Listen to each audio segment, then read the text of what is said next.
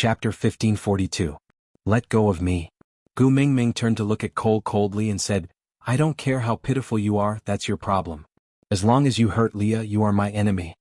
Cole indeed let go, and Gu Mingming immediately ran to Lee's side and hugged him tightly in her arms. She patted his back and comforted him. It's not your fault, it's your parents who are perverted and used this method to force you. You didn't do anything wrong, you didn't. Moreover, it's all over, it's all in the past, so it's alright. I'm here. No one can bully you like this in the future, really. Leah vomited until he almost collapsed. He held Gu Mingming's face with both his hands and asked with a meek gaze, Gu Mingming, what should I do?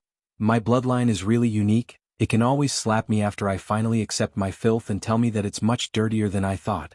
Gu Mingming, will you despise me? Elvis walked to Lee's side and scooped Gu Mingming up into his arms. He then kicked Leah and said, Don't embarrass yourself outside, hurry and get up. Leah looked at Elvis in a daze, and after a long while, he suddenly laughed. From a certain perspective, he and Elvis were really birds of a feather flocking together. They had both eaten their own blood brothers. What kind of strange and miraculous fate was this? He understood Elvis's gaze. Elvis was telling him that Gu Mingming would not despise him because of what happened in the past. Wasn't Elvis himself the best example? Patting off the dirt on his body, Leah wiped away the tears at the corners of his eyes and sorted out his emotions. When he looked up again, he was that charming daddy Leah again. Swaying his large tail, Leah said in annoyance, I was still thinking of using this opportunity to make Gu Mingming soften her heart and favor me more. You actually saw through me, annoying. Leah was always good at pretending that everything was fine. The more upset he was, the more he would use this tone to mislead Gu Mingming into thinking that everything just now was a trick to fight for his favor. Initially, Gu Mingming believed him. But slowly, Gu Mingming started to realize something was wrong. But she would not expose Leah. She only wanted to know that Leah had already broken free from Cole's words. That would be enough. Cole stood nearby and laughed softly. He seemed to be laughing at Leah but also at himself. After laughing for a long time, he took a deep breath and tilted his head to look at Gu Mingming. Gu, look, we are the same kind of people. Gu Mingming smiled. Gu Mingming smiled coldly and said, I am different from you. Cole spread his hands and asked, No, Gu, we are the same. I cut myself open to let you see my misery and fragility, but you still disdained me and comforted him instead. This shows that your gentleness and compassion are only given to the people you care about. As for those you don't care about, you won't even spare a glance, regardless of whether they're dead or alive. Isn't this similar to me? Even if there were corpses floating in front of me and blood flowing like a river, I wouldn't even frown. But as long as you're unhappy, I'll go to war. So Gu, you don't have to reject me. We are the same kind. Only I have the right to accompany you. Only I can truly understand you. Cole appeared in front of Gu Mingming in a flash. He caressed Gu Mingming's little face with his large hands and said gently, You're right. We are not in the wrong. The ones in the wrong are the weak who were trampled on. Be it me who was treated like a dog in the past or Leah who was tortured by me. But it's different now. We are all strong enough and have completely changed our roles from the prey to the hunter. The rules are set by me and I am yours. Digression. Knocking on the blackboard, she drew out the previous hints. Cole used to be the king behind the stray beasts. The idea of Peter torturing Elvis and his brothers was Cole's idea. The perverted idea of brothers killing each other and eating each other was Cole's instruction. The source of inspiration was his own personal experience. Chapter 1543. Cole's other hand slowly grasped Gu Mingming's wrist. With a seductive smile, he said, Standing on the shoulders of the Beast King, you are at the top of the food chain. Overlooking everything, you are the strongest and no one dares to go against you. Gu Mingming's eyes were wide open. But before Cole could hold onto Gu Mingming's wrist firmly, it was grabbed by another hand.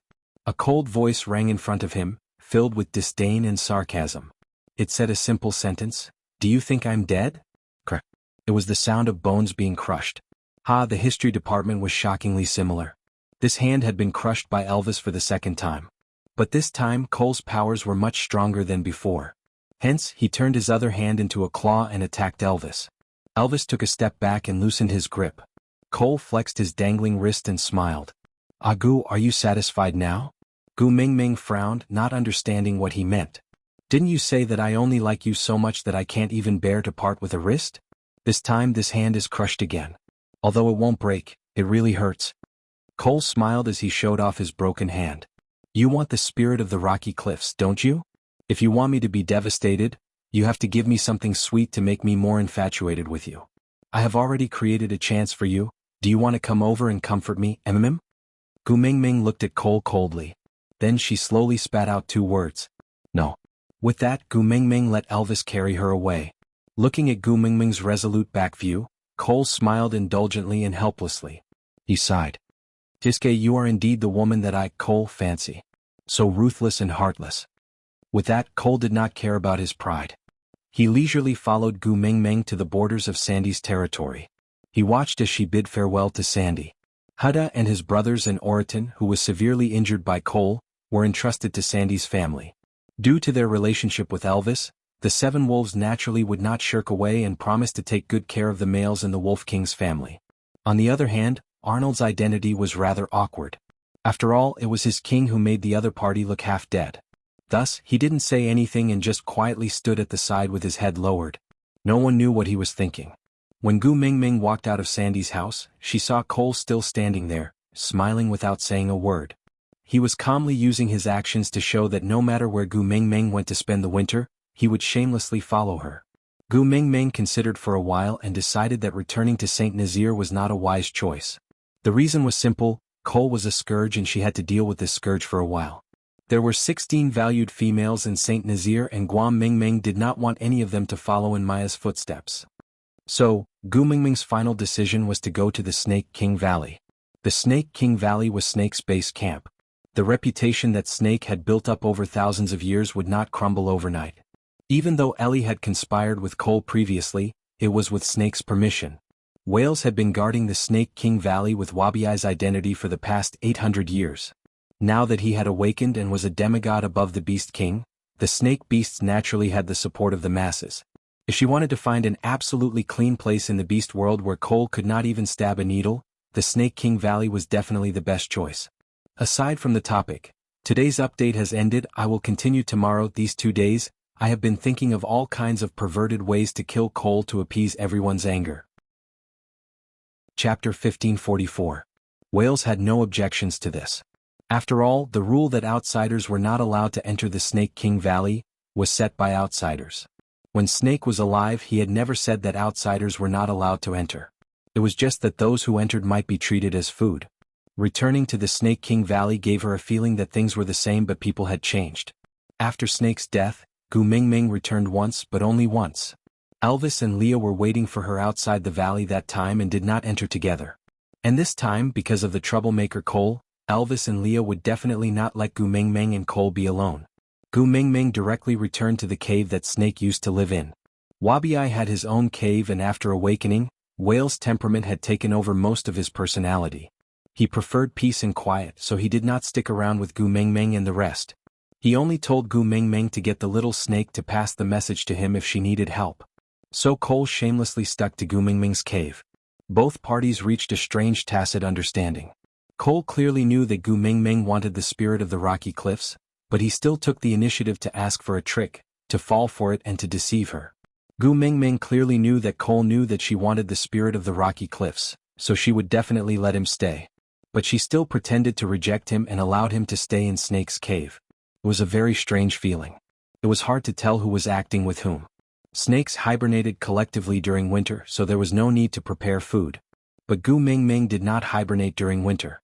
Moreover, she was the saintess of the Snake King Valley and had Snake's protection mark on the back of her neck. Her status was special and precious, so she naturally had to be taken good care of. Moreover, Gu Mingming had Snake's tear of the beast deity on her, so her body was immune to all poisons. So it was much easier for the snake beasts to prepare food for her. Prey with 2 holes in their main arteries were continuously transported into Snake's cave. And Elvis, who usually went out to hunt every year, did not go out this year because of Cole's presence. Instead, he handed the task of hunting to the wild wolves. Cole said that he wanted to stay and spend the winter together, but there was no reason for a male to let a female take care of him. So he ordered the wild foxes to hunt on a large scale and send food over. So there were 3 portions of food stacked separately in Snake's cave. One was prepared by the snake beast for Gu Mingming. Because it was poisonous, only Gu Mingming could eat it. The other 2 piles were for wolf beasts and fox beasts. Luckily Snake's cave was spacious enough, otherwise with all these things piled up, no one would be able to enter. Leah looked at the 3 small hills of corpses in the cave and shook his head silently. Speechless, he sighed and began to clean them up one by one.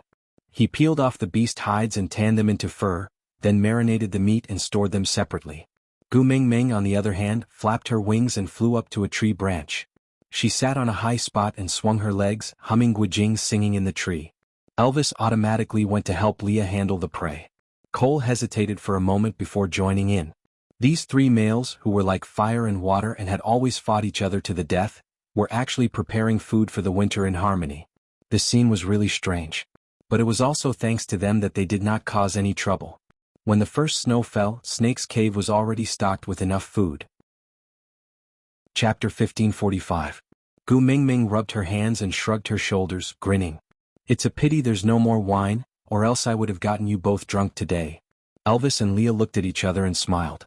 Ever since they got drunk together that year and Gu Mingming took the opportunity to satisfy her Fujoshi heart, the 2 of them had never drunk together again. Between the 2 of them, one of them had to remain sober, so that Gu Mingming's imagination would not run wild again. Gu Mingming eagerly filled 3 cups with water and passed one to Elvis and Leah. Then she took one for herself and clinked it with the 2 of them. She smiled sweetly. Hubby, husband, happy wedding anniversary. There's no wine, so let's use water to replace wine. Cheers, shall we? Happy wedding anniversary. Happy wedding anniversary. Elvis and Leah said in unison, smiling gently and blissfully. There was no calendar in the beast world, so they treated the first day of winter as their wedding anniversary. The 3 of them were blissfully happy and warm, while Cole, who was sitting at the side, was isolated outside. Snake's cave did not have any cover. After all, before Gu Mingming came, Snake was the only one living here. Even though they were in the same space, he could not blend in with them. Cole clutched his heart with his hand and smiled bitterly.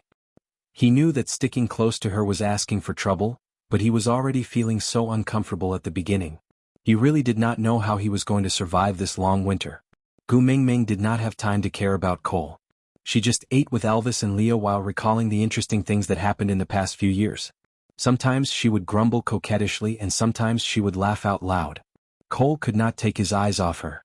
He just waited with his eyes fixed on her, thinking that she might mention him in one of her sentences. Even if it was hatred? Unfortunately, there was not a single word. After a day of fooling around, Gu Mingming was so sleepy that she fell into a deep sleep in Elvis's arms. Carry her into sleep. Mingming doesn't like others to see her sleeping, Leah said to Elvis while clearing the cutlery. Elvis nodded and carried Gu Mingming into a cave that they had dug out temporarily before winter. It could be considered as a separate room for the 3 of them to rest in this winter. Cole was allowed to stay in the cave, but he was not allowed to go near this room.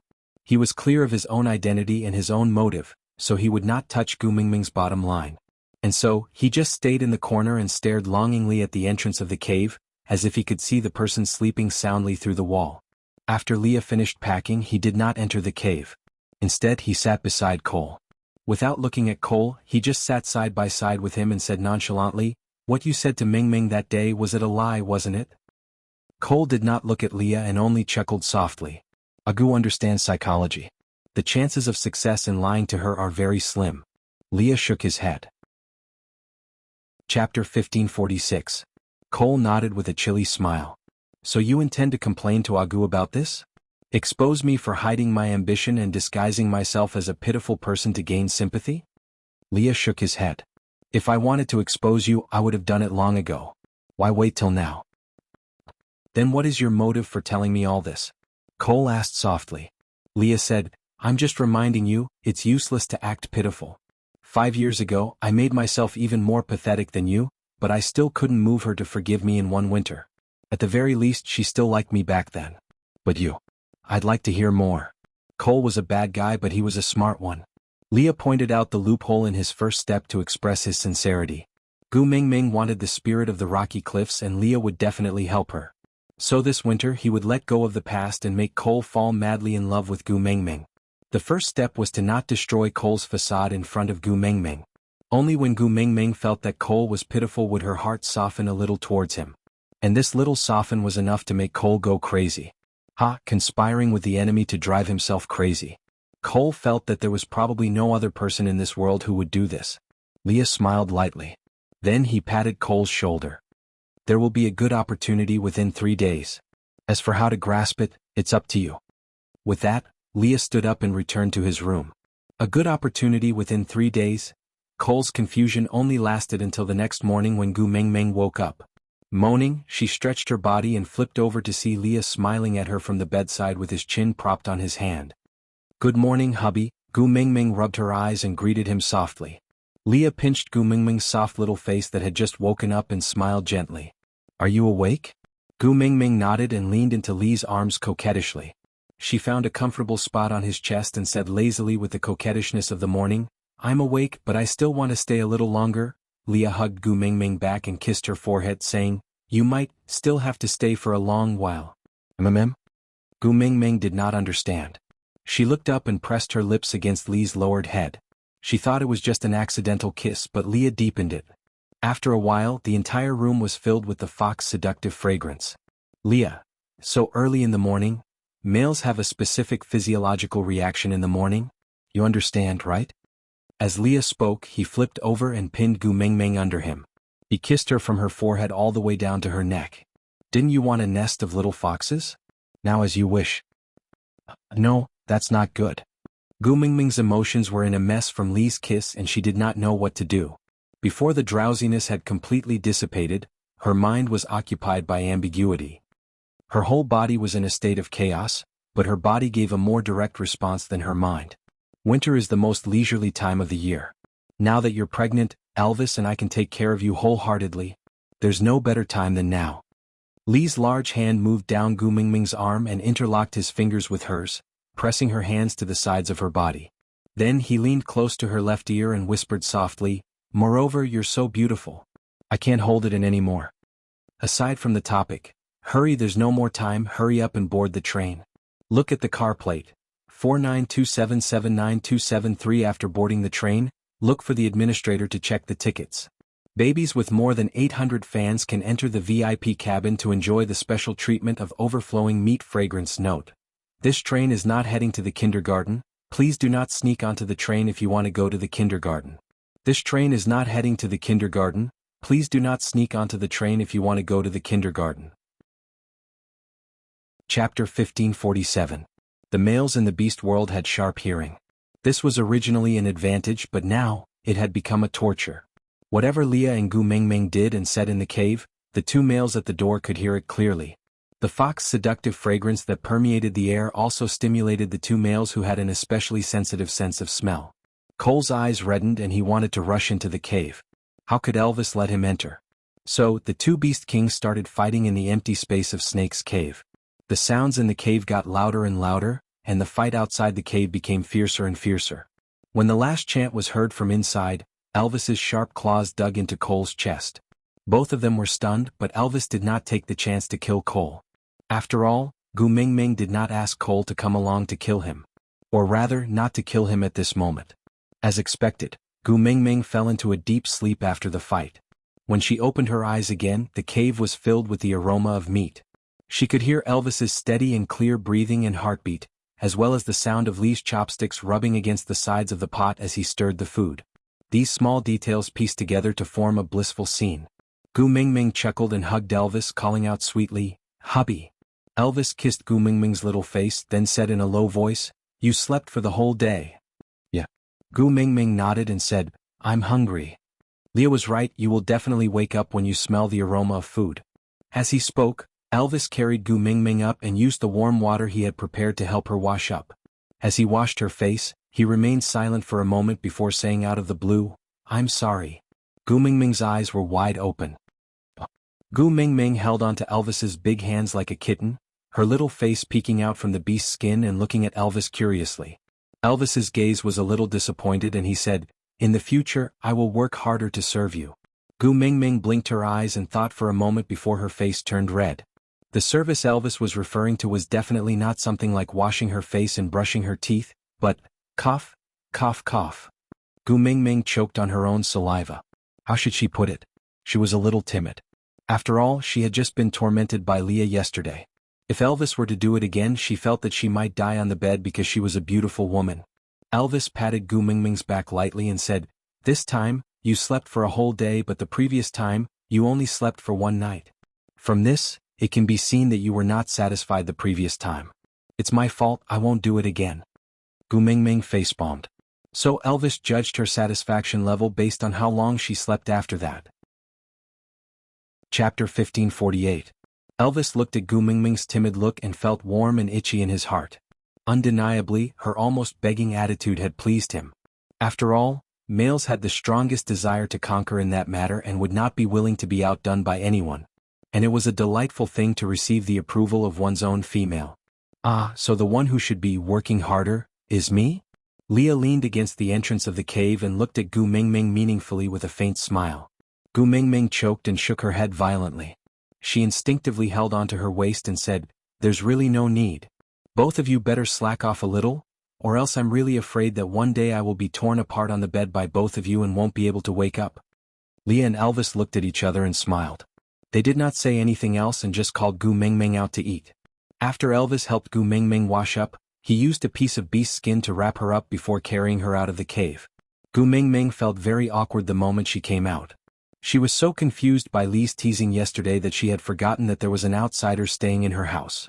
So Cole had been listening to live AVI for an entire day at the cave entrance yesterday? As a performer, Gu Mingming really wanted to bang her head against Lee's chest and die. "Ah Gu." Cole's voice sounded a little weak and tired. The corners of his lips were heavy but he forced a smile and said, "You don't dare to look at me, is it because your heart aches?" Gu Mingming laughed dryly and said, "No, it's because it's awkward." "Why is it awkward?" "Because I heard you mating with Leah?" Cole's every word was light as a feather, as if that was the only way he would not shatter his overburdened heart. He smiled bitterly and said, "Ha, actually you don't have to be like this. Anyway, it's not the first time I heard it." "What?" Gu Mingming looked up at Cole. He was clearly someone she hated to the extreme, but when she met his eyes, Gu Mingming's heart skipped a beat. She did not know if it was because she had heard his story and knew that he had no choice but to do what he did to Leah back then, so the basis of her hatred had loosened. She did not even find Cole as hateful as before. Cole could clearly see the gentleness in Gu Mingming's gaze when she lifted her head. Hence, he tried his best to smile, as if he wanted to hide all his dark side behind this smile, and present the little bit of beauty and sunshine he had left to her. Even though his throat was boiling with blood, Cole still tried his best to maintain his elegance. He said calmly, "Previously in Sodor when you and Elvis were mating, I was near the stone castle, and heard everything. That was the first time, so I lost control and seriously injured your little tiger." Little tiger.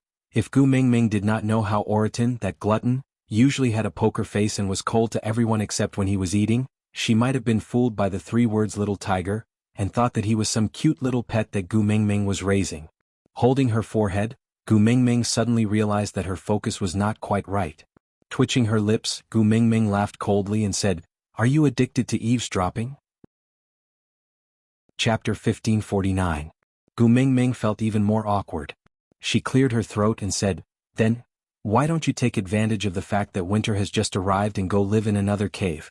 Or can't your snow fox tribe travel during winter? You can go back to Sodor or anywhere else." Cole snorted. His eyes were filled with sorrow. He did not answer but asked instead, "Agu, looks like you really hate me. You don't even share your soft-heartedness and kindness with me. Hearing the female I love the most mating with another male has already broken my heart and made me go crazy. I thought this was the most painful situation I had ever been in. But I didn't expect you to chase me away when I am in such pain. Agu, it's a world of ice and snow outside. Even if I can find a cave to rest in, how am I going to get food? I can't survive the winter. Even if you don't care about my life, you have to think about Qixuan. If I die, what will happen to him? Moreover, don't you want the spirit of the rocky cliffs?" Gu Mingming did not think too much. She just felt that letting Cole stay in her cave to survive the winter was a very thoughtless thing to do. She could not possibly not mate with Elvis and Leah this winter. Especially since she still wanted to bear Lee's child. How could she not do that? But every time they did it, it was like a live broadcast with an outsider eavesdropping.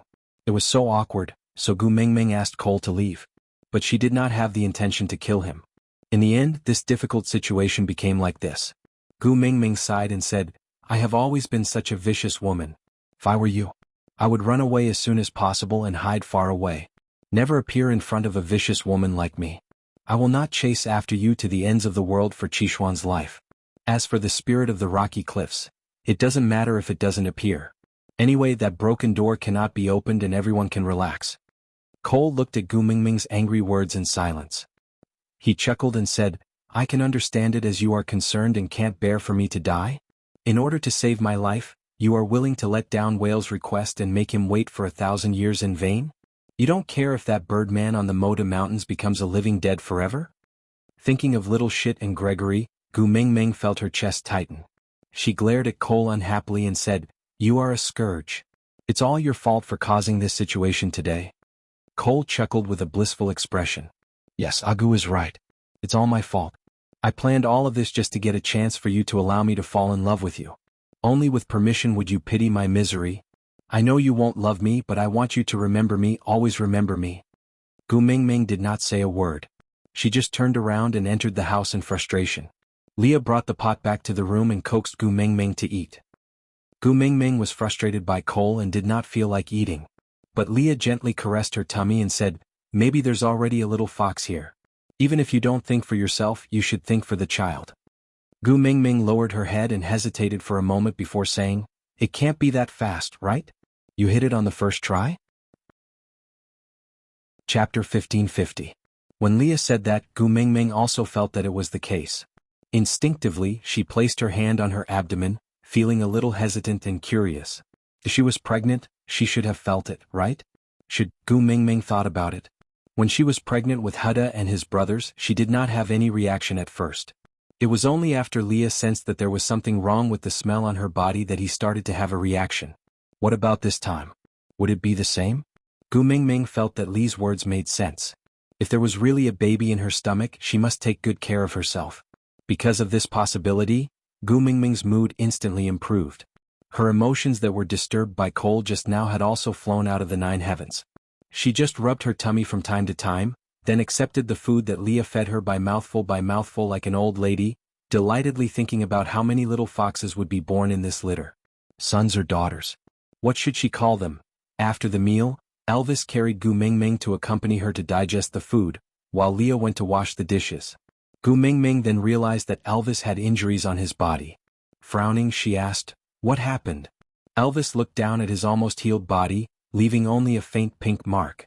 He said, It's all right, I'm almost healed. And his injuries are more serious than mine.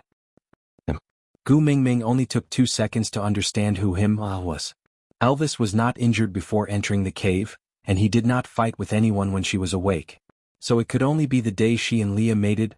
She was in a daze then, but now that she recalled it, she did hear the sounds of fighting. Gu Mingming rolled up her sleeves and jumped up from the bed, stomping out in a huff. Cole's gaze was fixed on the entrance of Gu Mingming's cave, so he naturally saw her walk out and heard their conversation inside. He knew that Gu Mingming was here to settle the score with him, so he did not avoid or hide. He just sat there quietly and looked at Gu Mingming as if he was anticipating her to take revenge on him. Gu Mingming walked up to Cole angrily and strangled his neck. She sneered, Staying in my cave and even hitting my man, are you tired of living? With that, Gu Mingming threw a punch at Cole. Cole flew out and landed heavily on the wall of the cave, before landing on the ground, raising a cloud of dust. Spitting out a mouthful of fresh blood, Cole clutched his chest as he sprawled on the ground. He turned to look at Gu Mingming and smiled. The fresh red blood formed a stark contrast with his pale face. He was clearly in a miserable state, but he still had to put on a smiling face. He did not say anything and just looked at Gu Mingming. The rage in Gu Mingming's heart was extinguished by Cole's mouthful of blood. She clenched her fists tightly and stood at the same spot, not chasing after him to hit him again. He only asked fiercely, Why didn't you fight back? Aren't you good at fighting? Don't tell me you don't hit women. I saw that you didn't hold back when you hit Maya and Miranda. Cole shook his head. It's not that I don't hit women. I just don't hit you. Chapter 1551. I know you are not weak, but I just can't bear to lay a hand on you. Cole gave a helpless and bitter smile. He shook his head in self-mockery and said, Think about it yourself. In those moments when you hated me, did I ever hurt you at all? Indeed, no matter how many things Cole had done to make Gu Mingming gnash her teeth in hatred, he had never laid a finger on her. Gu Mingming clenched her fists and growled coldly. You hurt the people I care about, so why don't you just hit me? Cole coughed again. Every time he coughed, fresh blood would spurt out. After finally stopping the bleeding, Cole used the back of his hand to wipe his mouth. Then he looked up at Gu Mengmeng with a smile. We are really similar, protecting the people we care about and ignoring the people we don't care about. The only difference is that you care about Elvis, Leah, Qishan and Sandy. You care about everyone except me. And I, from start to finish, only care about you. But Agu, in my eyes and in your eyes, what is the difference between the people you care about? Gu Mingming clenched her fists. She had nothing to say. Cole had first been beaten up by whales because of Oriton. Even if he had the power of a beast king, it was not something that could be healed in a short period of time after every bone in his body was crushed by a demigod. But he had ignored his recovery and traveled such a long distance to the Snake King Valley, just to fall in love with her and give her the spirit of the rocky cliffs. Although they were both beast kings, foxes were naturally weaker than wolves. In addition, Cole had not recovered from his serious injuries, so Elvis definitely had the upper hand in their battle yesterday. Even if Gu Mingming had the slightest bit of rationality, she could easily see that the huge hole in his chest had not completely healed.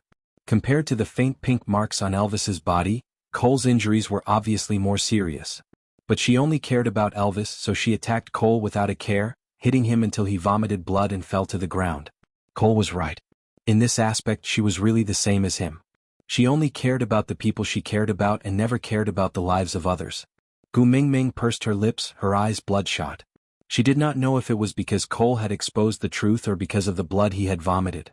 After enduring for a long time, she only said fiercely, "But at least I did not kill you. You will kill him, won't you?" Cole replied calmly, smiling so gently as though he was saying, "Winter will pass, the flowers you love will bloom, the fruits you love will bear." Gu Mingming's brows were tightly furrowed and her fists were clenched by her sides. She clenched her teeth and held on for a long while before slowly loosening her fists. She said, "Yes, I will kill you eventually. Once I undo Qishuan's bewitching spell, I will definitely kill you." "But Cole, you are different from Oakley, you are not innocent." Cole chuckled. "If you didn't mention it, I would have forgotten about it. Sorry, there are too many things that made you hate me, so I didn't think about it. But Agu, you care about so many people, why did I only kill the insignificant Oakley? If he wants to torture you, he, Qishan or Sandy are all good choices, isn't it?" Chapter 1552. If he had obediently helped you guard Sauter, I would not have killed him no matter how he went against me. Look at Qishan, he is the best example. No matter how impudent that little wolf cub was in front of me, I still spared his life, didn't I? Only you foolishly thought that I kept him alive to threaten you. Agu, don't you know? You are full of weaknesses, it is too easy for me to threaten you. I don't have to restrict myself to Qishan, even if he dies there is still Huda, Jiaoyu and Kanwu. You will not give up on any of them, right? Cole shakily propped himself up and leaned against the wall to sit. He looked up at Gu Mingming with a smile on his face. He took a deep breath and pursed his lips, forcing himself to swallow back the blood that was surging up his throat. He frowned slightly and his forehead was covered in sweat, but the corners of his lips were still curled upwards. He had to smile, he had to smile. He was already so unbearable in her eyes, the only thing he had left was this smile. You treat Oakley as a friend, but what about him? He didn't hesitate to push you into the eye of the storm for his own purpose. I can't let someone who would stab you in the back stay by your side. So, even if you hate me because of this, I can't let him stay. Cole propped himself against the wall and slowly stood up from the ground. The dignified beast king, Lord Cole, was now in a pathetic and weak state. He could only stand up from the ground, if not for the support of the wall, he wouldn't be able to do it. He coughed twice and blood flowed uncontrollably from the corner of his tightly shut mouth. He tilted his head slightly and secretly wiped away the blood. Then he turned to look at Gu Mingming and continued, Agu, I told you before, you and I are the same kind of person. I will never allow anyone who threatens the people we care about to exist. That year when you killed Nina, wasn't it because of this? Nina, this was a name that had not appeared for a long time. Back then, no matter how she provoked and how she jumped out, Gu Mingming tolerated it all. Until later when she injured Sandy. Although Gu Mingming did not personally kill her, she had instructed Leah to do it. Nina and the 46 males in her family had all died because of a single sentence from her. She would not allow Nina, who would plot against Sandy, to exist. Cole would also not allow Oakley, who would betray her, to exist. Gu Mingming staggered a step back and her gaze dimmed. So she and Cole were the same kind of people? Cole stood firmly and looked at Gu Mingming with a determined gaze. Agu, I don't deny that I killed Oakley. If you want to avenge him, my life is right here for you to take. But let me tell you, if I could do it all over again, I would still kill him without hesitation, without mercy, and without regret. Gu Mingming clenched her fists and flung them away, leaving behind only one sentence: there's no next time. Cole did not promise that he would not lay his hands on the people Gu Mingming cared about in the future, because he had to stick to his bottom line of not lying to her. If the people around her betrayed her again in the future, no matter if it was Elvis, Leah or Sandy or the four little ones, if anyone dared to hurt her, he would use any means necessary to get rid of them. With one hand on the wall and the other on his chest, Cole looked at Gu Mingming's resolute back view. Agu, we did not do anything wrong. We were just protecting the people we care about. If you don't look out for yourself, heaven and earth will destroy you. In this cruel world, if you're not the hunter, you're the prey. It's just survival of the fittest. Aside from the topic, today's update has ended. Besides, where are the people who wanted me to torture Cole to death? Why are there so many people asking me to show mercy now? Chapter 1553. About 3 weeks passed in the blink of an eye. Gu Mingming was unwilling to face Cole, so she hid in the cave and rarely went out. Leah was the one who prepared the food and brought it in, so she was unwilling to step out of the door. 3 weeks later, Leah confirmed that Gu Mingming was pregnant. Usually, foxes would be pregnant for about 50 days, and 3 weeks meant half of the gestation period was over. But Gu Mingming's tummy was ridiculously flat. Leah frowned and stared at Gu Mingming for a long time before looking up blankly and saying slowly, "Maybe, it's a daughter." Gu Mingming was also stunned for a moment. The chances of getting pregnant with a female in the beast world was very low, so Gu Mingming and Leah had always thought that this child would be a son, and had thought of 4 to 5 names. Suddenly realizing that it was a daughter, the whole family was dumbfounded. Really? Gu Mingming held Lee's hand carefully to confirm. Leah transformed into his beast form again and laid between Gu Mingming's legs to sniff carefully, before transforming into a human and nodding, "I'm sure that I'm pregnant. Counting the days, if it's a son, the tummy would have been big long ago." Ah! Gu Mingming screamed in joy, hugging Leah excitedly, "Leah, we have a daughter, we have a daughter." Leah was also dizzy from joy, his entire body was numb, and the phrase, "we have a daughter," kept repeating endlessly in his mind. After a long time he finally laughed out, hugging Gu Mingming tightly in his arms, crying tears of joy, "I finally have a family related by blood, finally." "Gu Mingming, thank you." Gu Mingming hugged Lee's face and kissed him, saying, "Silly, other than this child you still have me and Elvis, we are all your family." "Yeah." Leah nodded heavily, hugging Gu Mingming back tightly in his arms. Gu Mingming's pregnancy had washed away all other matters, including the conflict with Cole previously. Now that she was pregnant, Gu Mingming could not stay in the cave all day, she needed to move around as much as possible.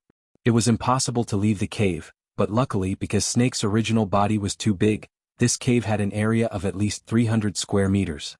It was barely enough for digesting food and taking a stroll. Gu Mingming felt a little uneasy after not leaving the room for 3 weeks. For some unknown reason, Gu Mingming felt that she could not face Cole. In the past she hated him because he had schemed against Leah. But later on she realized he was just protecting himself. Later on she hated him because he kidnapped Qishen and killed Oakley. But later on she found out that he kidnapped Qishen so that he would have a reason to see her more often. Even though he killed Oakley, it was also to protect her. Didn't she kill Nina to protect Sandy? She had done the same thing, so what right did she have to criticize Cole? The last time Cole fought with Elvis, it seemed like Cole's injuries were also more serious. In the end he went out and punched Elvis until he vomited blood. Now that she thought about it, why did it seem like she was in the wrong? She hesitated and could not take a step forward. She stared at that one step but could not take it. A shadow fell from the top of her head. Gu Mingming instinctively looked up and met Cole's eyes. Chapter 1554. There's no need, Leah will help me? Gu Mingming lowered her head, avoiding Cole's gaze. Cole chuckled and resisted the urge to lift her chin to look at him. "You are pregnant and a female. It's better to have a witch doctor by your side. It's so cold outside. Won't your heart ache if he goes? Let me go. If you don't see me, will you feel better?" Gu Mingming pursed her lips and kept quiet. Would she feel better if she didn't see Cole? Probably. After all, she felt extremely pressured just by seeing him for no reason. Moreover, if she really asked Leah to pluck some fruits for her in the snow, her heart would definitely ache. She would rather not eat it than let Leah take such a risk. Cole raised his hand, wanting to touch Gu Mingming's head. Seeing her instinctively step back and shrink her neck to avoid him, his hand froze in midair. After hesitating for a moment, he slowly lowered it. I'm leaving. Take care. With that, Cole took 2 steps back and turned to walk towards the entrance of the cave. A gust of cold wind blew over. Gu Mingming shivered and nestled into Elvis's arms. Leah started a fire and boiled some water for Gu Mingming to maintain the moisture in the cave and prevent her from having a nosebleed again. Without Cole in the cave, Gu Mingming felt much more comfortable and at ease. It was as if she had returned to the days in St. Nazaire. Every day, Elvis and Leah would take care of her as if she was a queen. Even though she was not even a month pregnant, the 2 of them would take turns to lie on her tummy and listen to her every day. Sometimes her small intestines would move and make a gurgling sound. These 2 fools would insist that it was the baby moving and were as excited as 2 silly dogs. Such days were leisurely. In the blink of an eye, another half a month had passed. Gu Mingming's tummy grew bigger day by day. Now it was as big as her chest. She stood up like a beta. Gu Mingming rubbed her tummy and looked at Leah from time to time. She asked, "It's only been slightly more than a month. My tummy is growing a little too fast?" Leah pinched Gu Mingming's little tummy and smiled. "You've been eating more and moving less recently. It's probably not all because of your daughter. Maybe it's because you're growing fat on your waist." "Leah?" Gu Mingming gritted her teeth and glared at Leah fiercely. The hairs on Lee's back stood up as he instantly recalled the first year Gu Mingming came. Elvis had said that Gu Mingming seemed to have put on some weight and ended up being chased by Gu Mingming with a bone stick as big as a sweet potato. Leah was not afraid of being smashed, mainly because Gu Mingming's current body was not suitable for chasing and battling.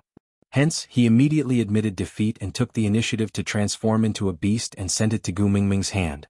He even pretended to smile subconsciously and said, "All right Mingming, don't be angry."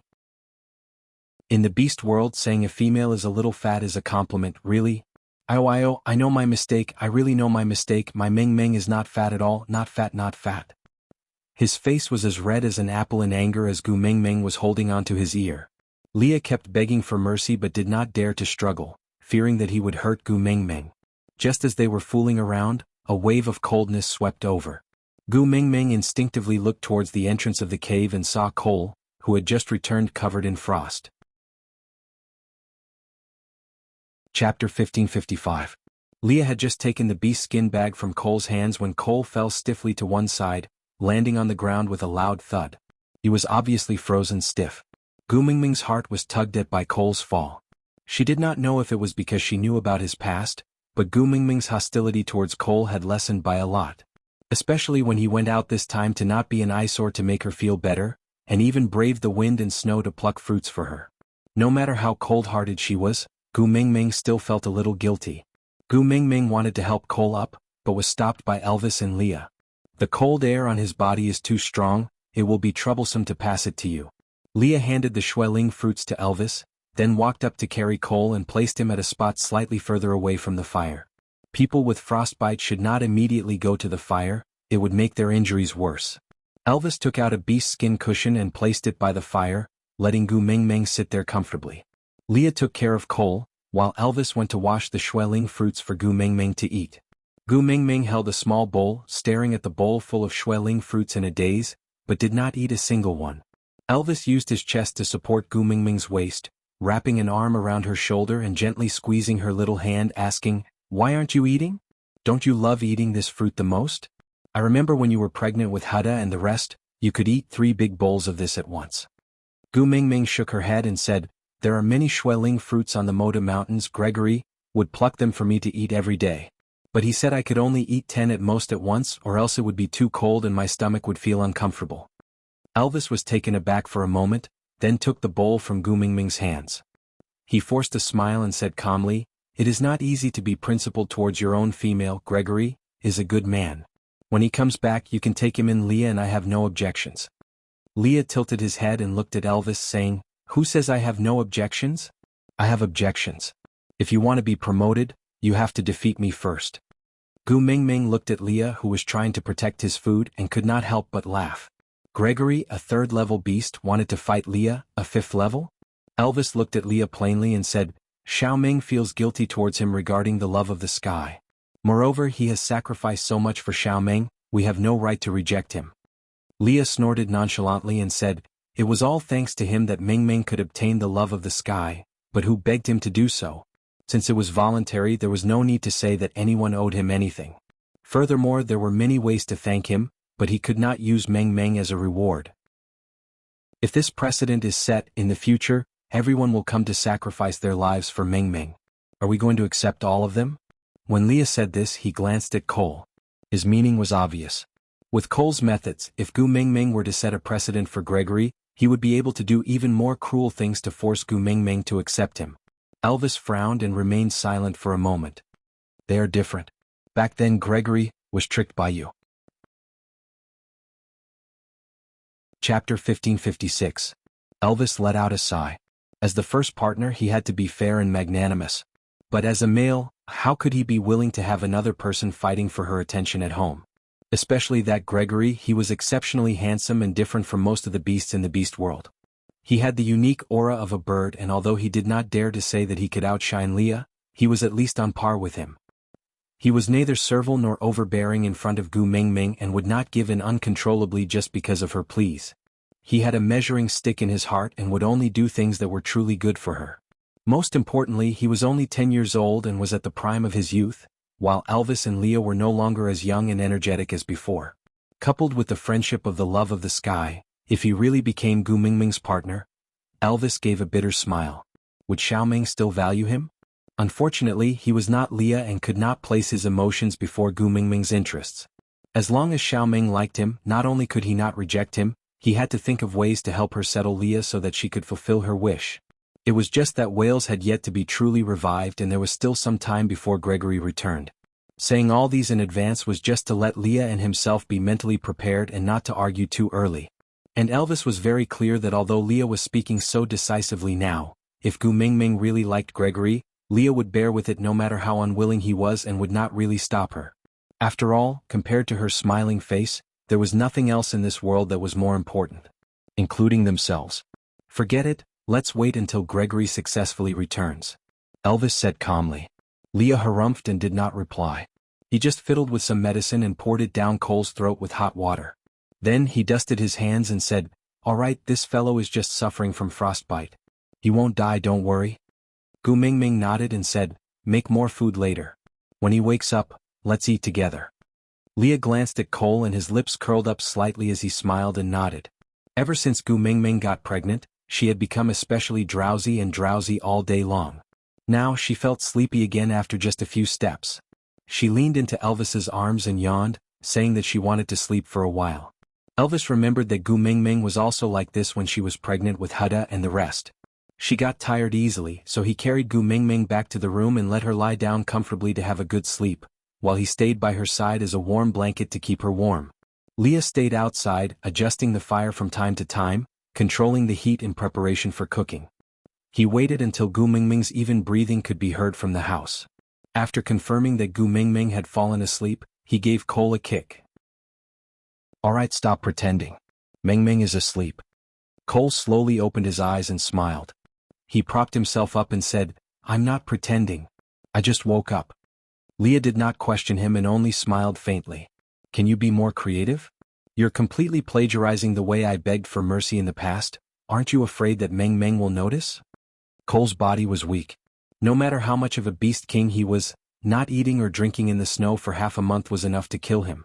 His voice was hoarse and a little weak. He said, "Since you know there's a shortcut, why take a detour? Follow the track so that you won't fall into the swamp, right?" Chapter 1557. Cole did not think that Leah was being sarcastic and just smiled. "Just like what you said, Agu is not an inexperienced little female. It's impossible to lie to her, especially when she has such a deep enmity towards me. How can I not use everything I have in order to sway her?" Leah stopped stirring and turned to look at Cole. He asked in a daze, "Back then you used all your schemes to survive. Now you're putting in so much effort to plot something that will cost you your life. I really don't understand you. Are you seeking life or death?" Cole raised his head and leaned against the wall. His gaze was distant as if he was looking at his past self through the fire. He said calmly, "I was unwilling to accept it back then. I couldn't understand the 3 words based on what, and was determined to trample everyone under my feet. All these years I've done it. I'm the leader of Sauter, the supreme light in the beast world, the king behind the stray beasts, the most obscure place in the beast world. I've done my best to be kind in front of others and evil behind others. Maybe you don't believe me, but I've long been sick of this kind of life. Everything is in my control and no one can escape from my control. If I want someone to live, they will die. If I want someone to live a life worse than death, it's not impossible. Cole looked at Leah and smiled calmly. You're hailed as the wisest person in the beast world. But all these years, has there ever been a day where you could get rid of me? I'm hated by people like Peter and Oakley. But I don't care about their hatred. I even intentionally allowed them to grow, allowing them to sharpen their claws and teeth and wait for an opportunity to attack me.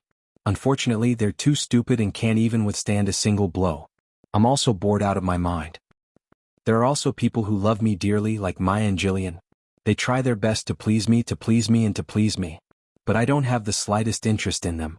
Other than using them, they have no value in my eyes. Cole's gaze was as still as stagnant water, so calm that it sent chills down one's spine. And you, my brother who hates and loves me. You hate me for scheming against you, hate me for torturing you, but you can't let go of the last bit of kinship between us. After all, I am your only remaining brother in this world.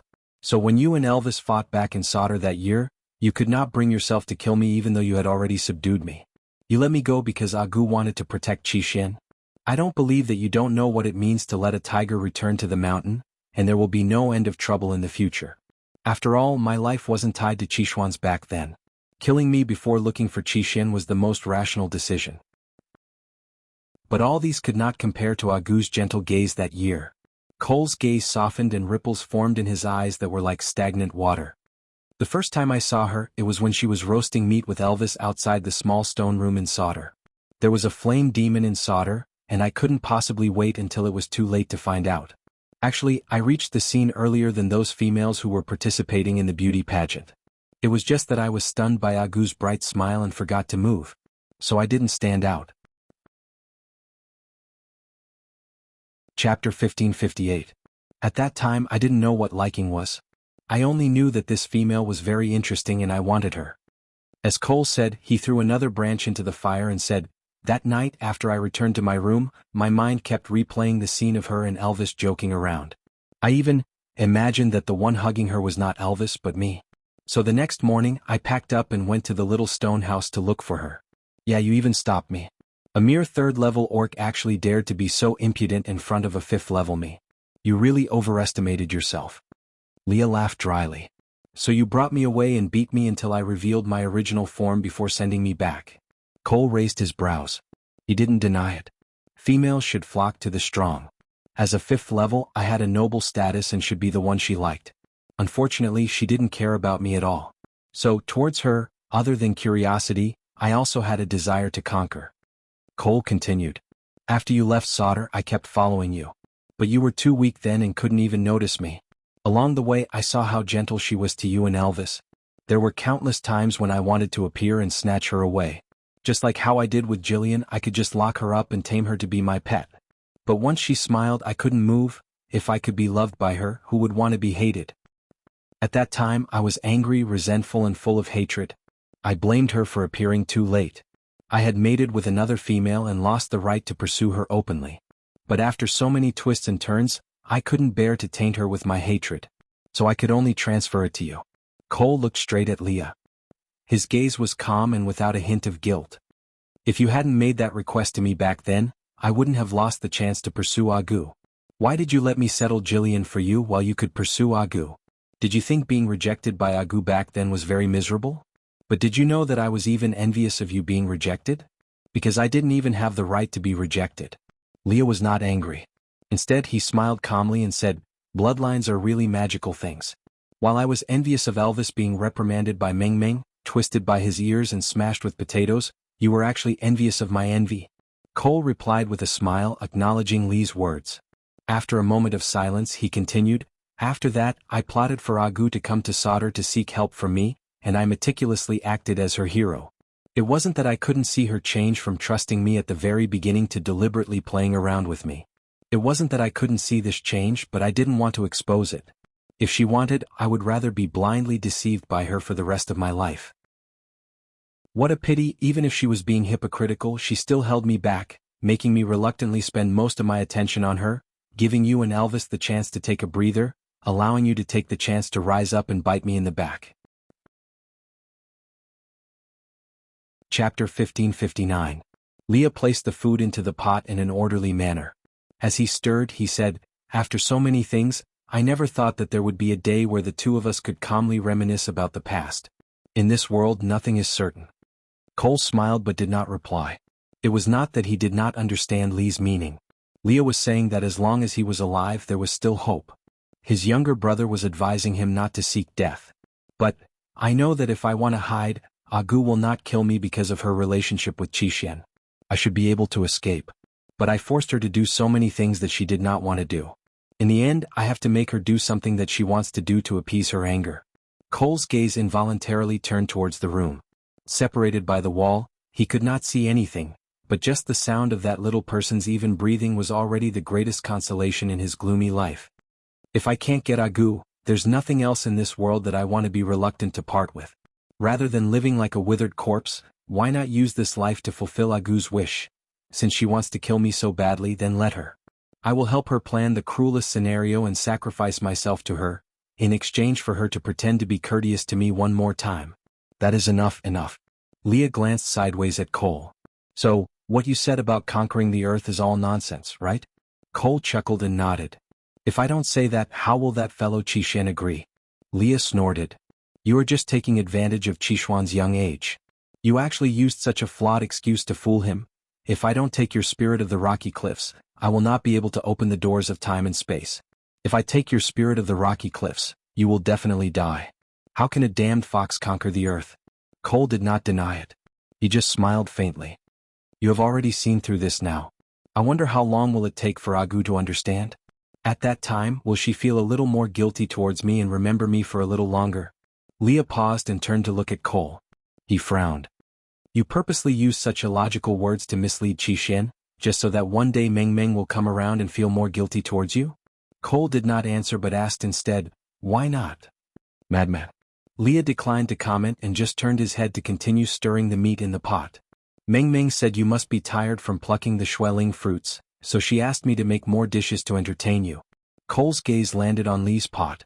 The boiling steam in the pot obscured his silhouette. He smiled faintly. He did not need to taste it to know how warm this pot of meat was. "Let's eat together when she wakes up." Cole lowered his head and looked at his chest. He muttered, "After all, there aren't many chances for me to have a meal with her." The two of them didn't speak anymore. They just sat there quietly, their gazes drifting to the door from time to time. Gu Mingming slept for quite a long time. When she woke up, Lee's meat had already been heated up several times. When Elvis carried Gu Mingming out of the house, Leah smiled and walked forward. He pinched Gu Mingming's little face. "If you still don't wake up, this pot of meat will turn into minced meat." Chapter 1560. Leah had always been extremely indulgent towards Gu Mingming, and now that she was pregnant, he would naturally pamper her even more. How could he let her starve? So he patted her back lightly and said, "Just wait, it will be done soon." Elvis carried Gu Mingming to sit beside the fire. Gu Mingming leaned lazily in Elvis's arms as she waited for her meal. Seeing that Cole was already awake, she smiled faintly and said, "You're awake." "Yeah." Cole returned a faint smile and responded with a single word, but his eyes dimmed a little. Leah was familiar with Gu Mingming's tastes and had always cooked according to her preferences, so Gu Mingming was naturally satisfied with her meal. After eating, Elvis and Leah supported her to walk around the cave to aid digestion. After 2 to 3 rounds, Gu Mingming said she was tired and wanted to sleep again. It was Leah and Elvis's first time taking care of a female fetus, and they did not feel that there was anything wrong with it. After all, females were delicate and hard to conceive, so it was normal for Gu Mingming to feel tired. Moreover, sleeping after eating and eating after waking up was exactly the lifestyle that Elvis and Leah had been dreaming of for Gu Mingming. Naturally, they did not object. But Cole's expression darkened even more. Elvis carried Gu Mingming into the room to let her sleep. Not long after, Gu Mingming's even breathing could be heard. Cole placed the bowl in his hands at the side and said, "Both of you come out for a while." Leah and Elvis were both taken aback. Although their relationship with Cole had improved, it was still an extremely awkward existence. If it was not necessary, they would try not to communicate with each other. Especially between Elvis and Cole, there was no friendship at all. They just hated each other. This was the first time Cole had used such an impolite and almost commanding tone to call someone. "It's about Agu," Cole added. Elvis and Leah looked at each other but still stood up and walked out. Cole used his eyes to signal them to go somewhere further away and not disturb Gu Mingming by standing at the door. Elvis and Leah did not have any objections and followed Cole to the other side of the cave. "What's the matter?" Elvis asked with a darkened face. Cole turned back to look at the entrance of Gu Mingming's room and said softly, "How long has she been in this state?" Elvis and Leah looked at Cole in confusion. What did this state mean? Cole frowned, looking slightly impatient, but he still suppressed his temper and explained, "Agu's stomach, if it's a male cub, isn't it a little too small? But if it's a female, don't you think it's a little too big? It's only been a month and she's already like this. How big will her belly be when she gives birth?"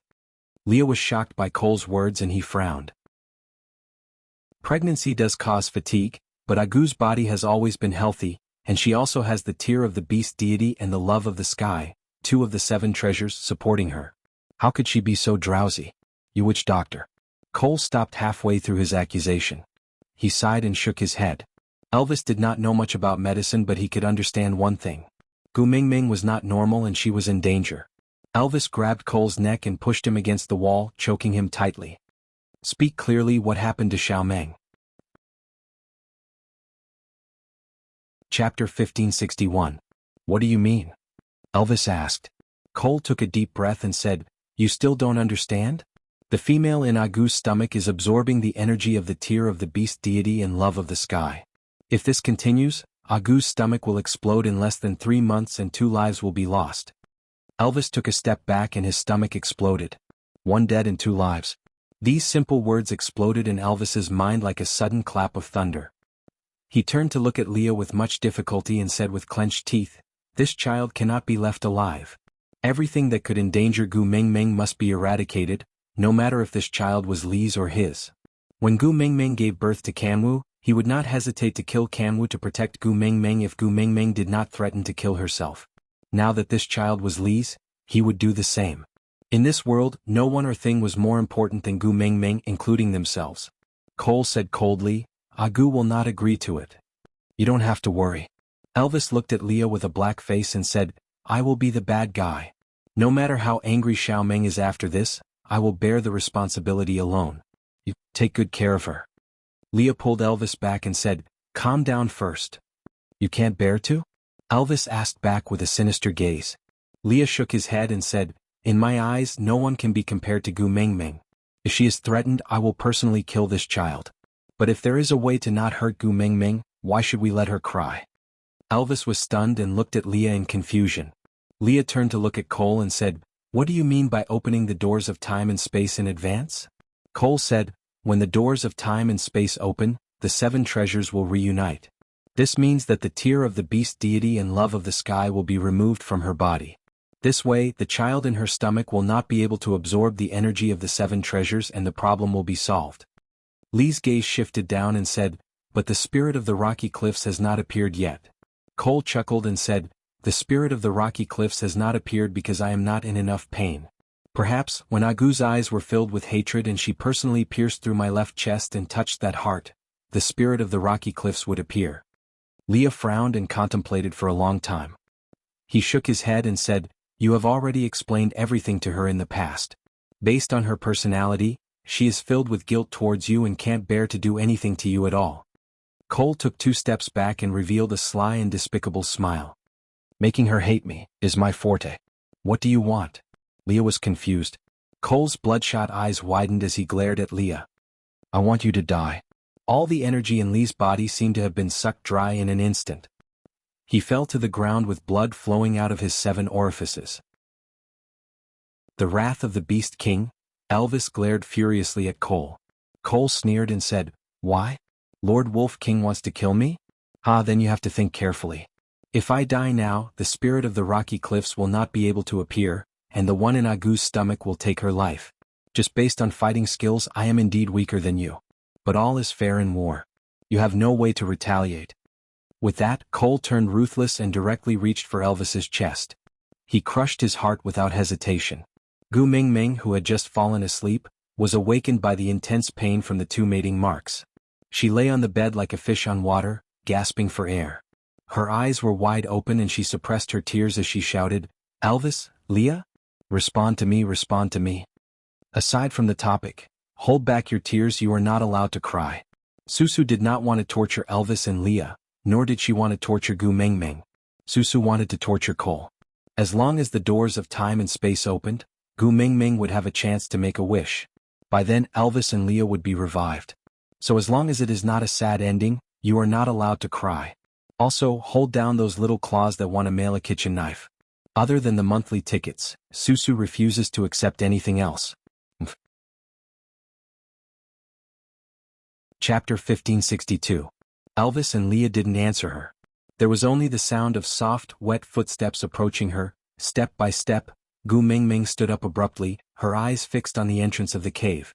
Sure enough, a white figure appeared there. He had an evil and arrogant smile on his face, and he was holding a beating heart in one hand. "Ah Gu, now, you finally belong to me alone." Gu Mingming glared at Cole, her eyes instantly filled with blood vessels.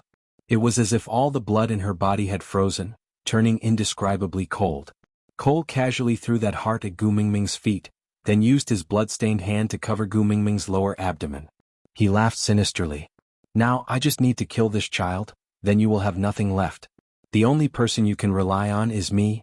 I will kill you." Gu Mingming suddenly raised her head and strangled Cole's neck. Cole didn't resist. He just looked at Gu Mingming with a cold smile. "Don't care about Qixin anymore? Are you going to kill Qixin with your own hands for two dead partners? You." The veins on Gu Mingming's forehead bulged. Her gums were bleeding from her clenched teeth. But Cole smiled calmly. "I'm not afraid to tell you that it's very easy to dissolve my relationship with Qixin. You just need to say you love me. But can you say it? Gu Mingming gritted her teeth and glared at Cole. "I love you." She enunciated each word clearly. At the same time, her right hand pierced through Cole's left chest and pinched his heart. Cole held onto Gu Mingming's wrist that was pierced through his chest. He smiled with much difficulty. "I still want to hear it one more time, to hear you say you love me one more time." Gu Mingming's eyes were so red that it looked like she was crying blood. She was like a demonized Rakshasa without the slightest bit of mercy.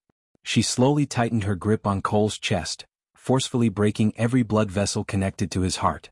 Cole knew that he would never have the chance to hear her say she loved him a second time. He could clearly feel what her hand was doing in his chest, but he did not feel angry, nor did he feel fear. He just stared straight at Gu Mingming, wanting to take one more look at her before he lost consciousness.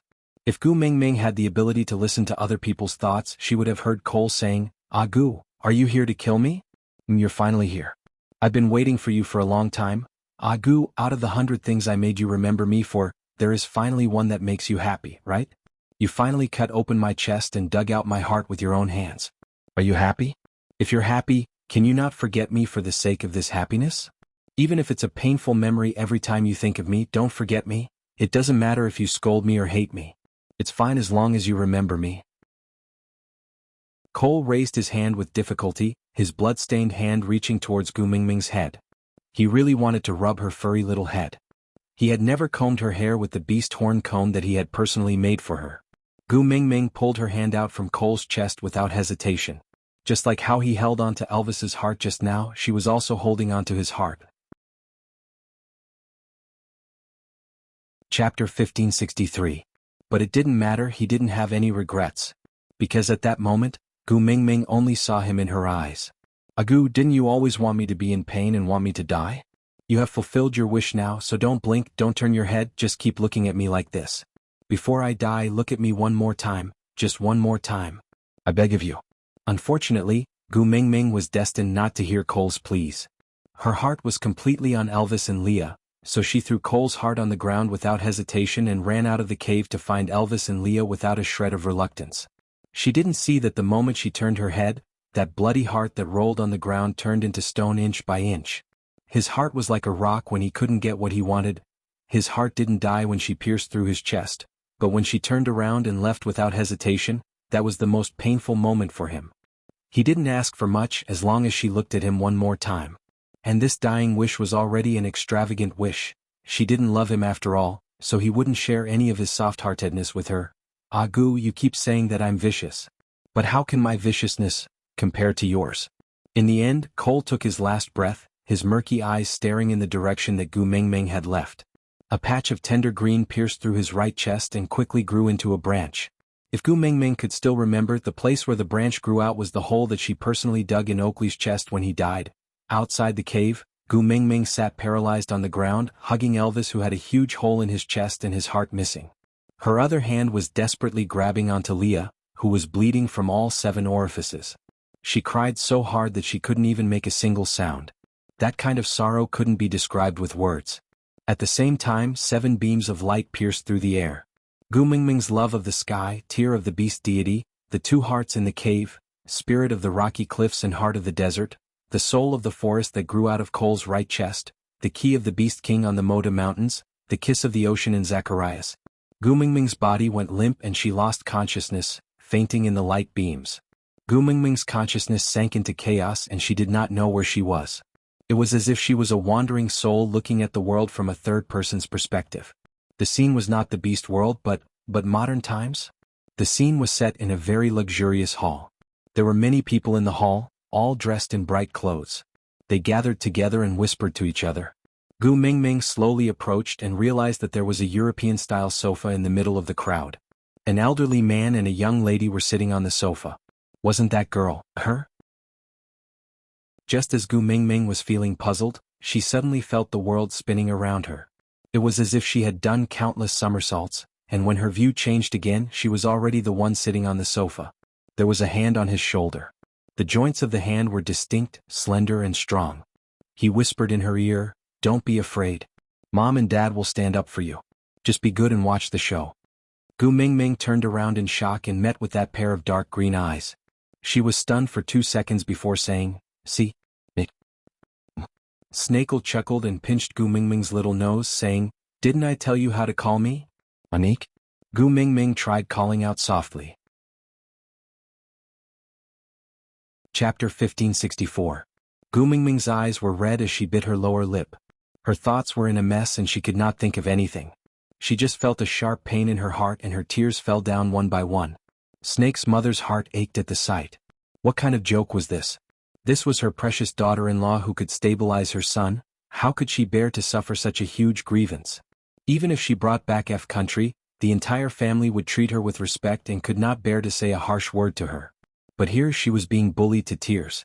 "Hubby." The woman used her elbow to nudge her husband lightly.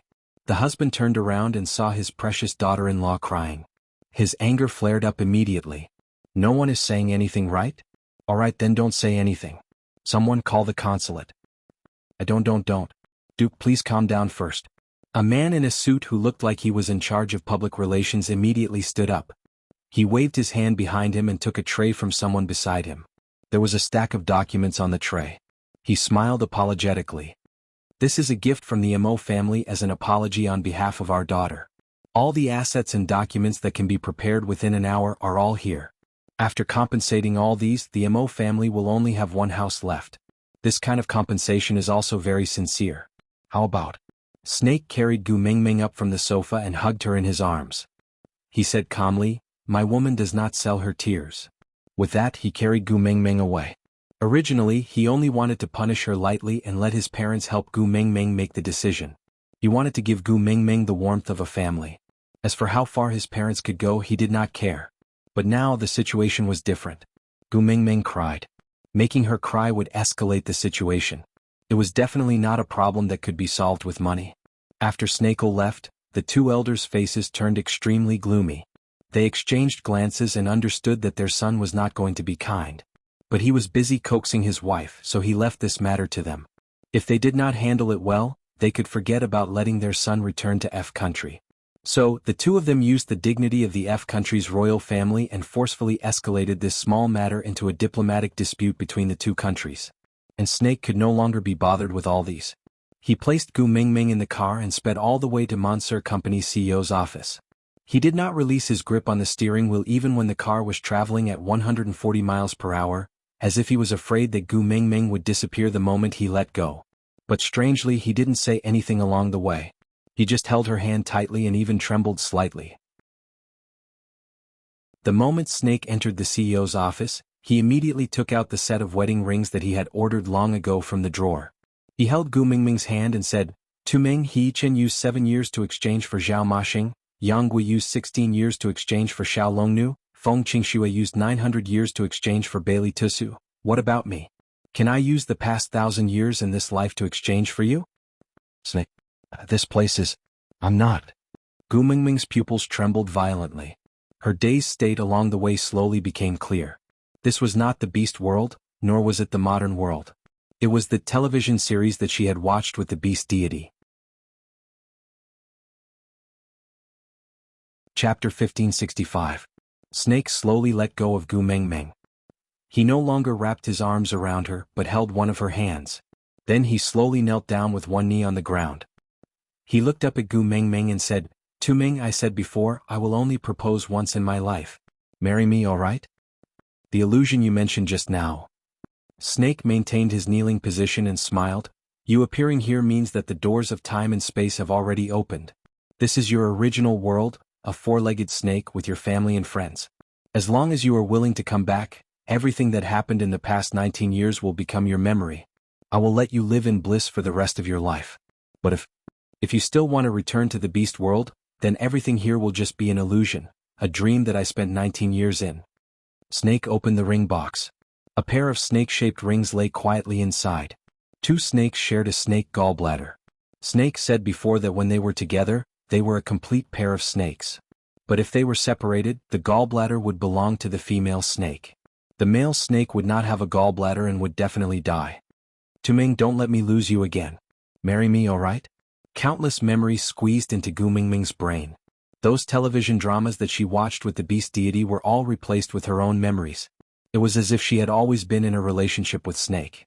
The memories of the two worlds intertwined and collided with each other. Gu Mingming only felt a splitting headache. She held her head and shook it continuously. She wanted to scream but could not make a sound. Snake was worried and his heart ached. He hugged Gu Mingming tightly and said deeply, Taming, don't be afraid. It's all right. I'm here, I will protect you. Forget everything in the beast world. Stay here. And I will accompany you, all right? No. No. Gu Mingming clenched her teeth, her eyes bloodshot. She could not let go of Elvis and Leah. They were still lying in a pool of blood. The tragic deaths of Elvis and Leah kept flashing through her mind, as well as the promise she made on the day she mated with Elvis. She said, Elvis, I love you. I will give myself to you. From now on, I will treat you as my pride, my sky, and my husband. If you don't leave me, I will be with you in life. If you are in danger, I will use my life to pay for it. She had promised Elvis and Leah that no matter how many lies she had told, there was at least one thing that she would never lie to them. She would never abandon them, never. I want to go back, I want to return to the beast world. Gu Mingming screamed. She bit the tip of her tongue harshly to keep herself awake.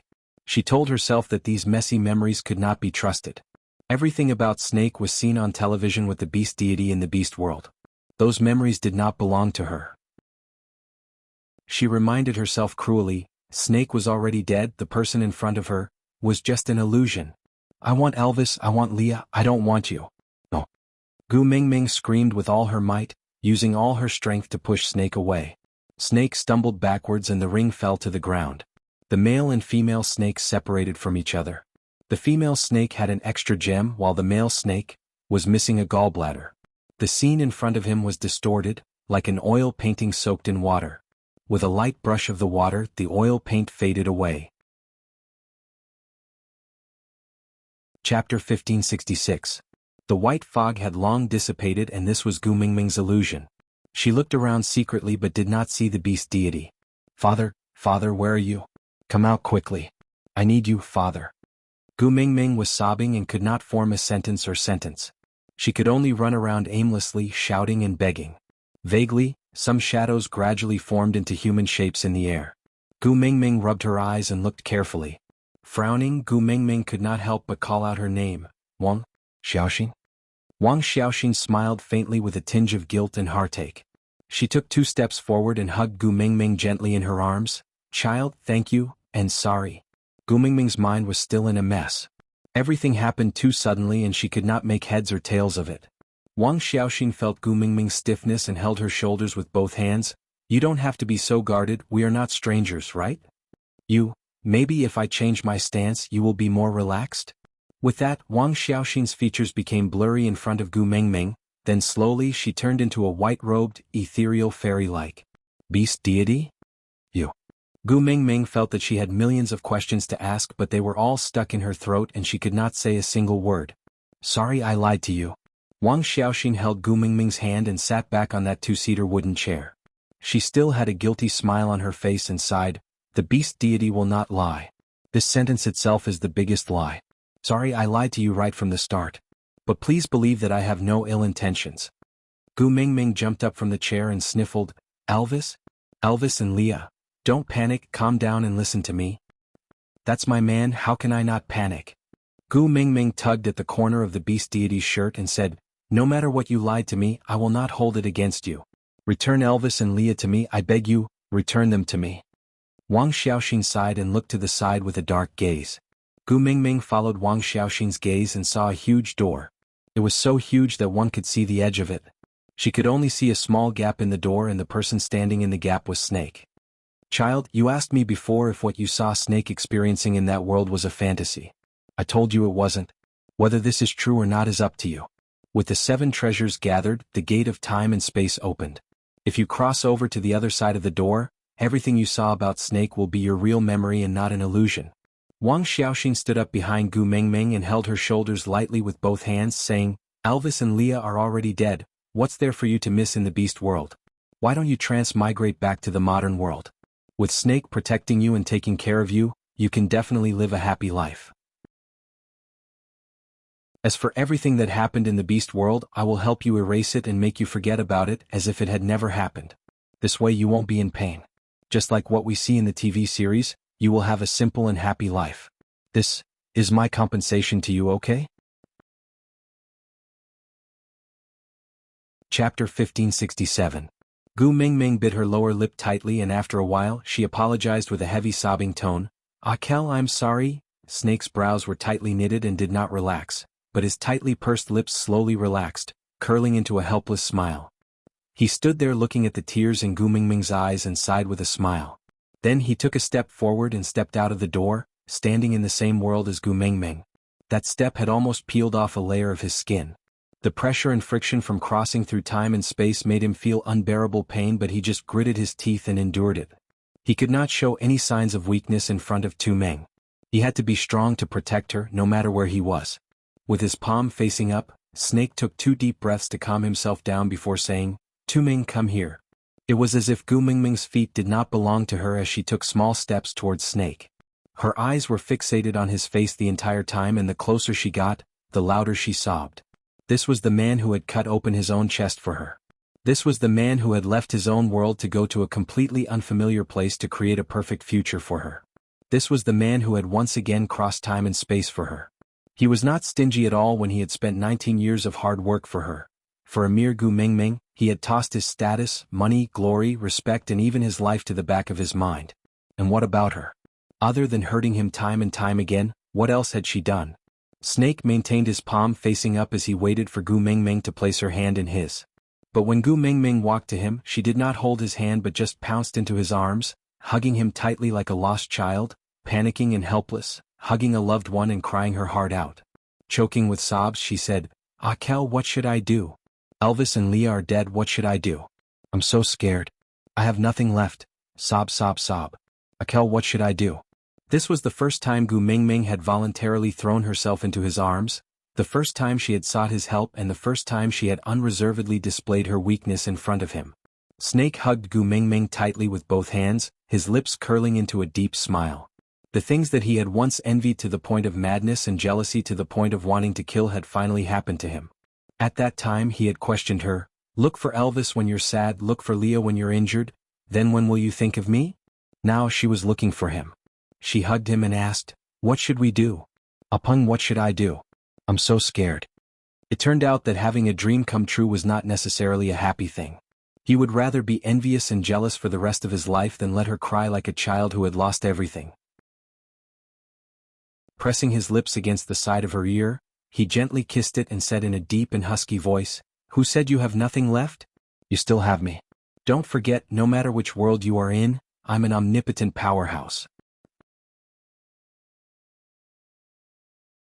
Chapter 1568. Gu Mingming's tears were still hanging on her face as she stared at Snake with eyes full of anticipation. Snakel smiled as he pulled her back into his arms. He said deeply, "I've been through a lot in the mortal world and it's all because of you. Taming, you must remember you're the only person in this world who can ride on my shoulders. So, don't be afraid, don't cry, wait for me to come back." Gu Mingming did not know what Snake wanted to do. She just felt a sharp pain in her heart. Instinctively, she grabbed onto Snake's clothes tightly. She did not know what she was denying and just shook her head violently out of instinct. Snake smiled and kissed her lips.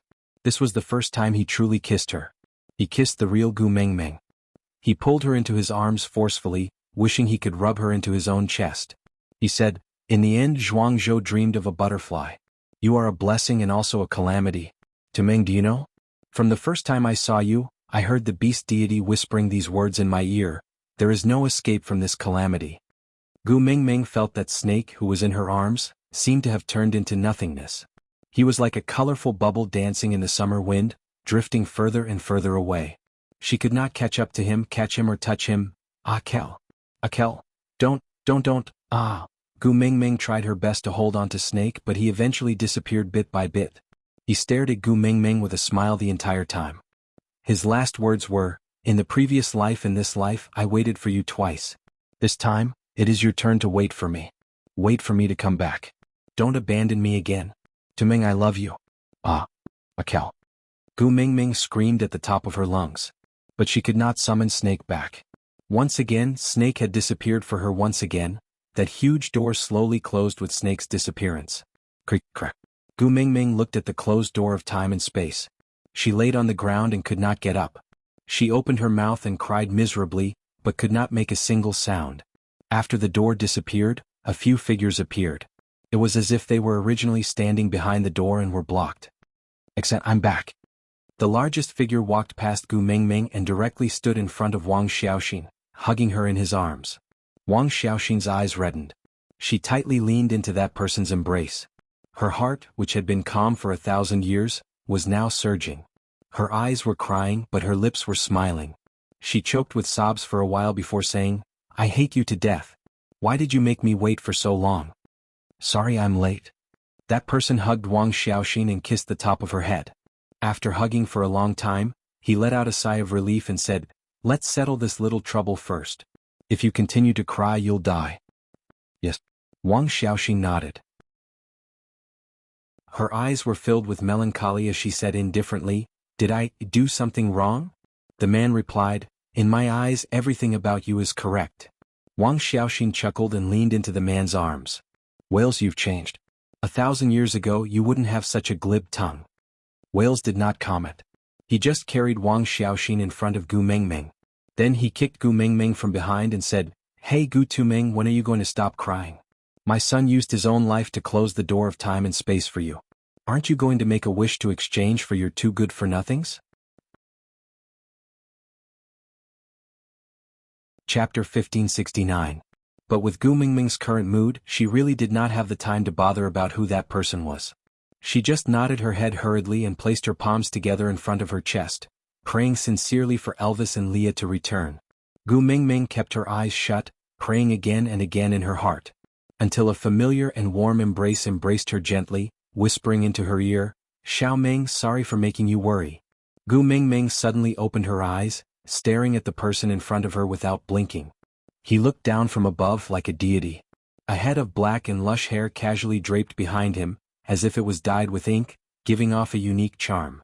Under a pair of straight eyebrows was a pair of slender peach blossom eyes, full of passion, making one fall into his eyes if they were not careful.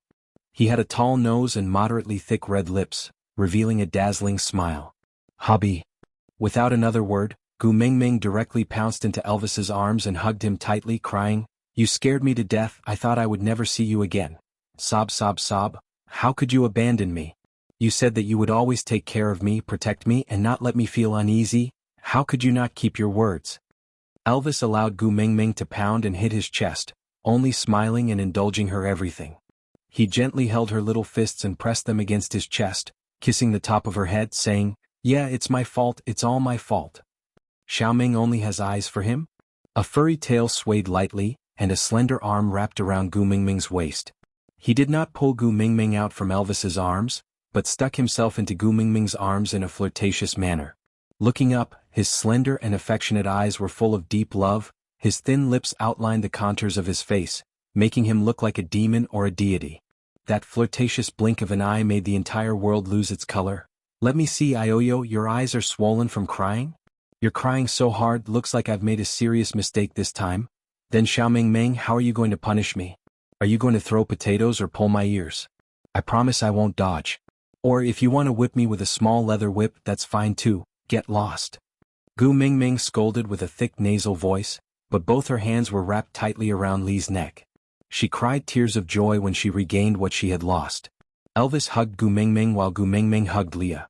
The scene of the three of them together had completed the entire world. The smile at the corner of her lips made the tears on her face look happy. After a long while, Wang Xiaoxin and Wales walked up to them after Elvis and Lia had calmed her down. Wang Xiaoxin pulled Gu Mingming's little hand and said guiltily, "I'm sorry I made you go through all these hardships. Also, thank you for returning him to me." Gu Mingming looked at the beast deity whom she had always called father, and felt a little awkward. He opened his mouth but didn't know what to say. Gu Mingming did not say anything, but Lia narrowed his eyes and took a step forward to stand between Gu Mingming and Wales. He asked with a guarded expression, "Xiao Mingming, who is he? Returning him to her?" These three words sounded like adultery no matter how one listened to it. Chapter 1570. Thinking of this possibility, Li's face darkened instantly. He turned to look at Gu Mingming with a complicated gaze. He did not know how long he had been dead. If it was many years, Gu Mingming needed someone to take care of her. This snake beast in front of him was strong enough. With him taking care of Gu Mingming, at least she would not be bullied, but he felt really uncomfortable in his heart. Unbeknownst to him, there were other males cooking for her, making clothes for her, feeding her, hugging her, coaxing her, and even, after being partners for 3 to 4 years, Gu Mingming had enough understanding of Lia. Most of the time he was all smiles and there were not many people who could make him change his expression. So looking at Li's changing expression, Gu Mingming did not even need to think with her toes to know what he was thinking. So she hurriedly shook her head and denied, "I don't know him, I really don't know him." "Really?" Lia looked at Gu Mingming's little face carefully, thinking about the possibility of her returning him to him because he and Elvis had woken up and did not need this snake beast anymore. Seeing her pair of red eyes filled with sincerity and urgency, he heaved a sigh of relief and nodded, "It's all right if you know him. Elvis and I are back, you don't need any other males by your side anymore." Wang Xiaoxin wanted to say something but before she could open her mouth, Wales was already in a difficult position. He whipped Lia to one side with his snake tail and said, "Little fox, I was too good-tempered when I was in deep sleep, did I spoil you? Don't need any other males? My son dug out his own gall to exchange for her life, and now he sacrificed his life to exchange for the two of you. Now you say that Gu Mingming doesn't need any other males?" Lia was flung far away and he stood up while holding his chest. He had originally thought that this snake beast wanted to challenge Gu Mingming's partner to fight for the right to be his partner, so Lia was prepared to fight to the death. But these words, why did it sound different as he listened on? Gu Mingming also looked at Wales with a dumbfounded expression and asked carefully, "You are, little shit?" "Yeah." Wales responded in an extremely impatient manner, but after replying he felt aggrieved. He turned to look at Gu Mingming and said, "Gu Tuming, open your eyes wide for me to see, this is how I really look like, do I look like shit?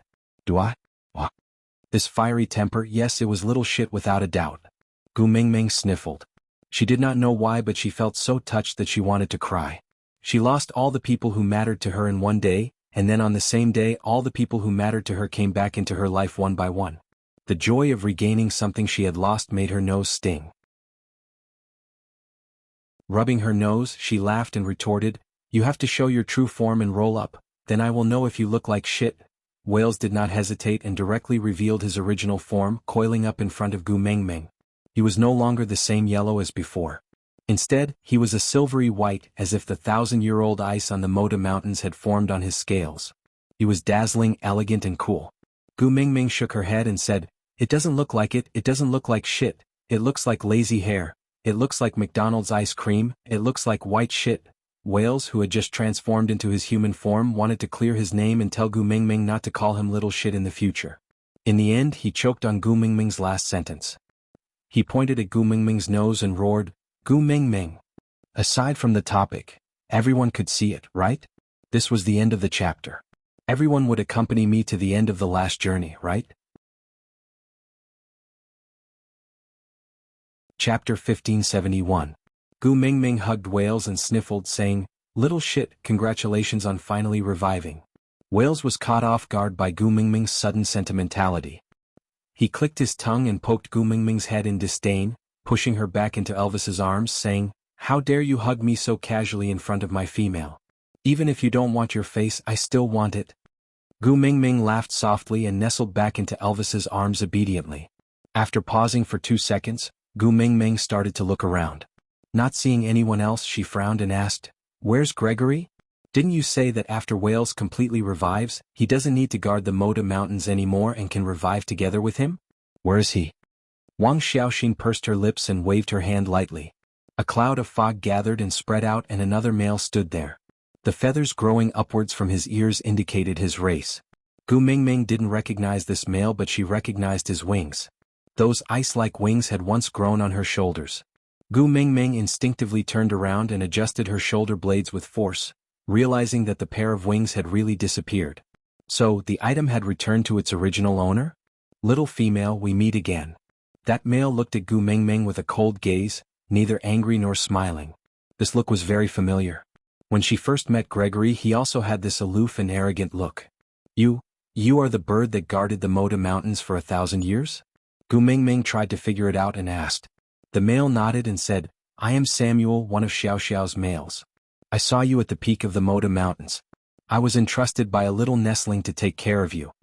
Little nestling, compared to the 1,000-year-old Samuel, the 10-year-old Gregory was indeed a little nestling.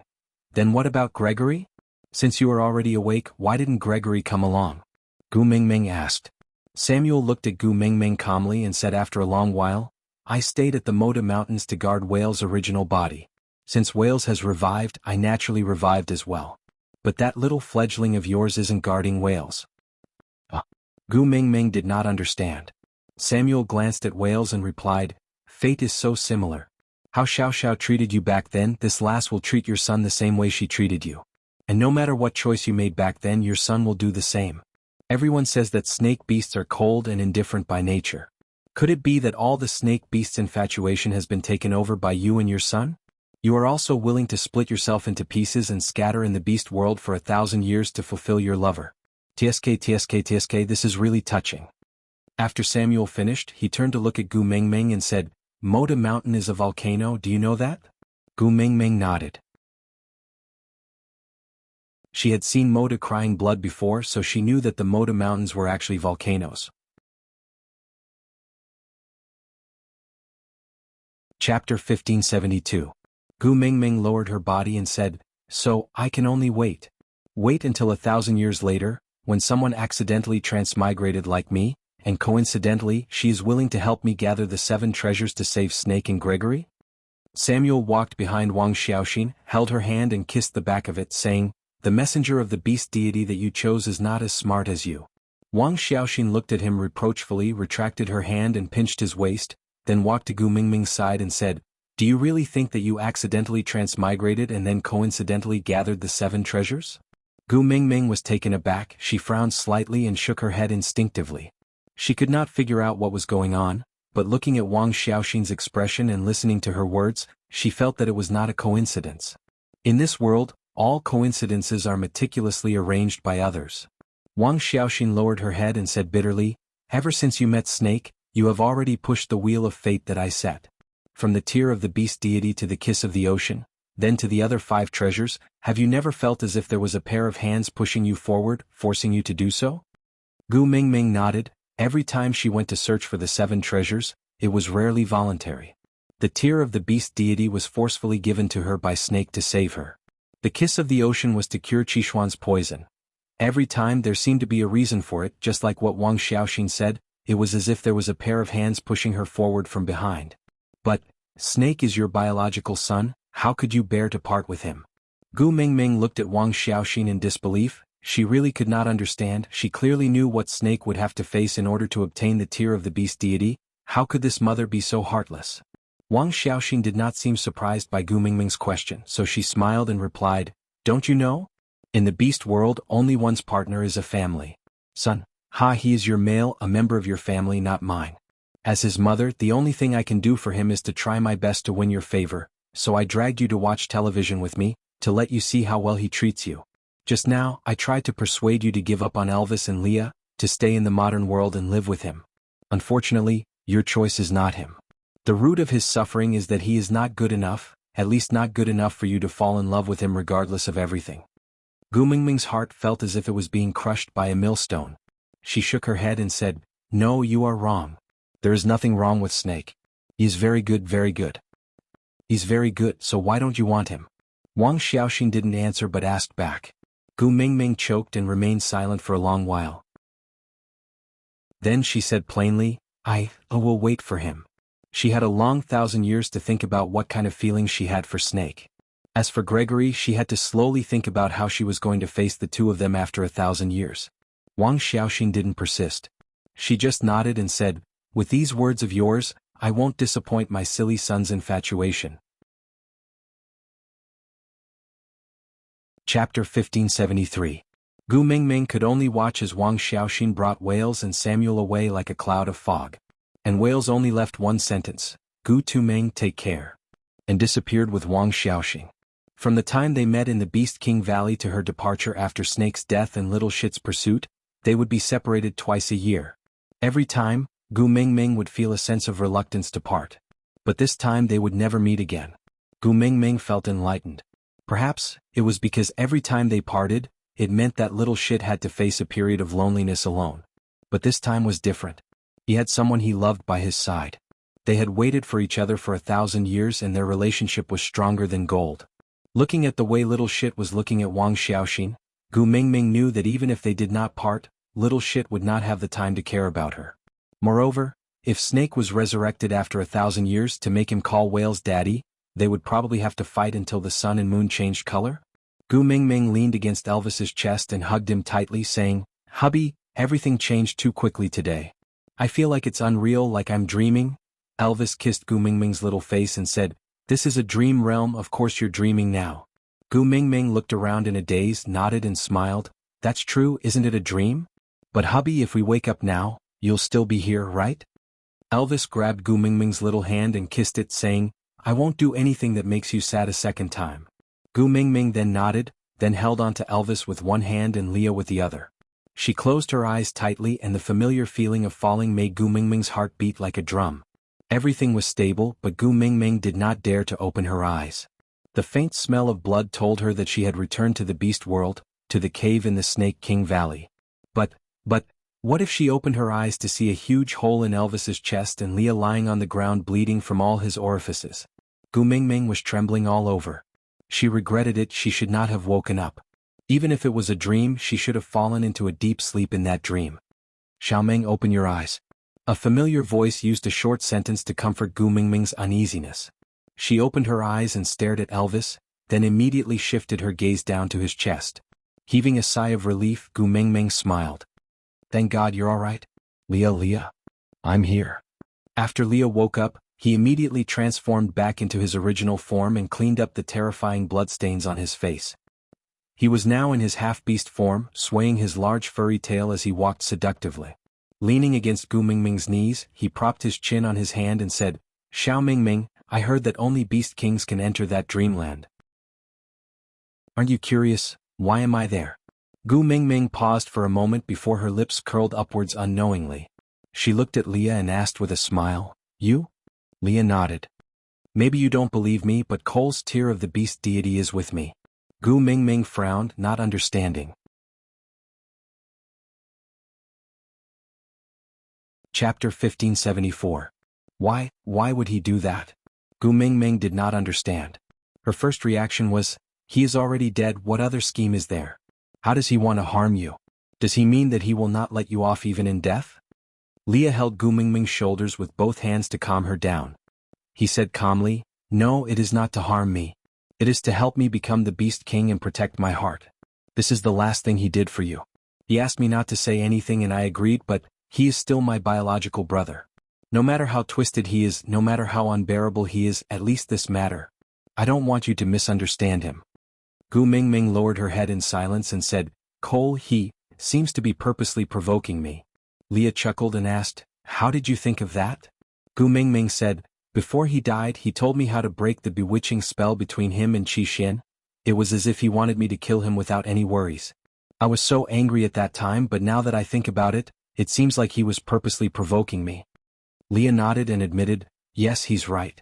He is really gifted and blessed by the heavens when it comes to provoking your hatred. Gu Mingming hesitated for a while before looking up at Leah and asking, did I kill the wrong person? No. Leah answered without hesitation.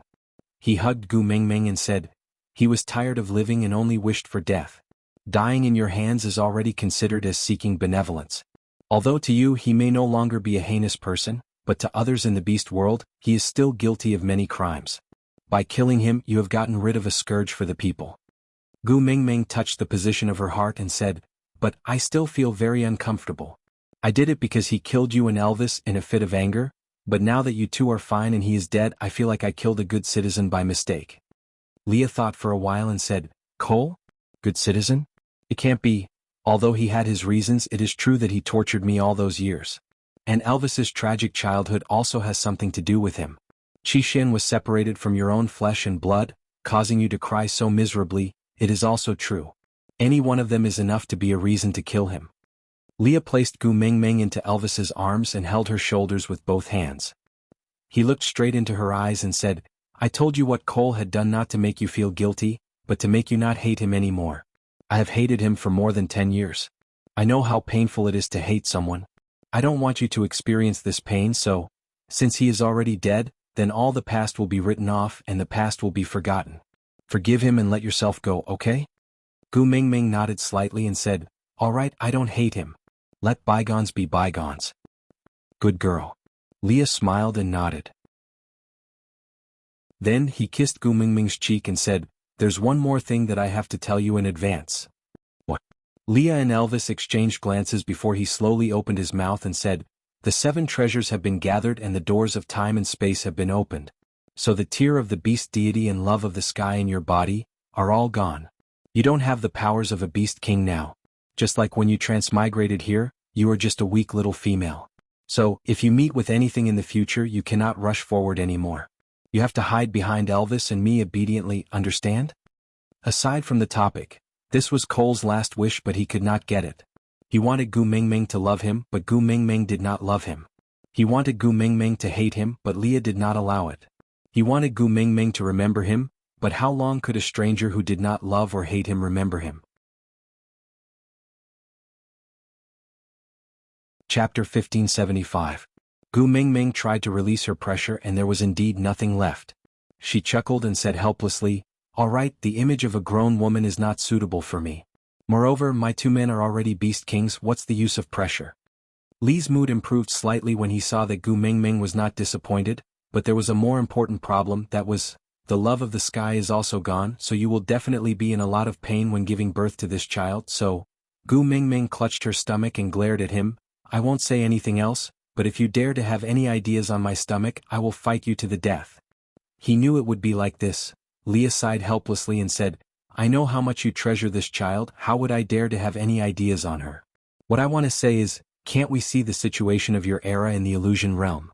Since you are a beast deity now, can you send me into the illusion realm too and let me learn some childbirth-related medical skills? This way, when you give birth, your pain can be reduced to the greatest extent. Gu Mingming finally relaxed when she heard Li's words. She nodded slowly and said, oh, if that's the case, you should have said so earlier, you scared me. Leah poked Gu Mingming's little head and said, you didn't even listen to what I said to Elvis. We already said that we will not do anything that would make you sad a second time. Gu Mingming knew that she was being too petty, so she smiled and said, how could that be? I've taken your words to heart, really? Little liar. Leah scolded her, but his eyes were smiling. At least she kept her promise of not abandoning them. As long as she did this, they would not mind how many times she lied to them about other things. Considering Gu Mingming's health, Leah did not immediately enter the illusion realm again, but started to cook first. Once they entered the illusion realm, they would unknowingly be in it for a few days, and Gu Mingming was pregnant now, so she could not be hungry. No matter what, he had to let her eat her fill first. Elvis placed Gu Mingming by the fire pit, intending to enter the cave to clean up and dispose of Cole's corpse, so that Gu Mingming would not feel uncomfortable. But once they entered the cave, they realized that there was not even a trace of blood on the floor, not to mention Cole's corpse.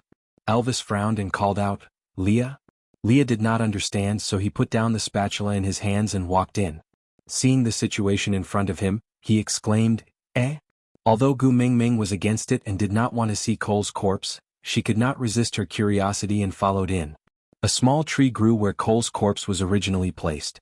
It was about half the height of a human and its leaves glowed with a strange light, like cold jade.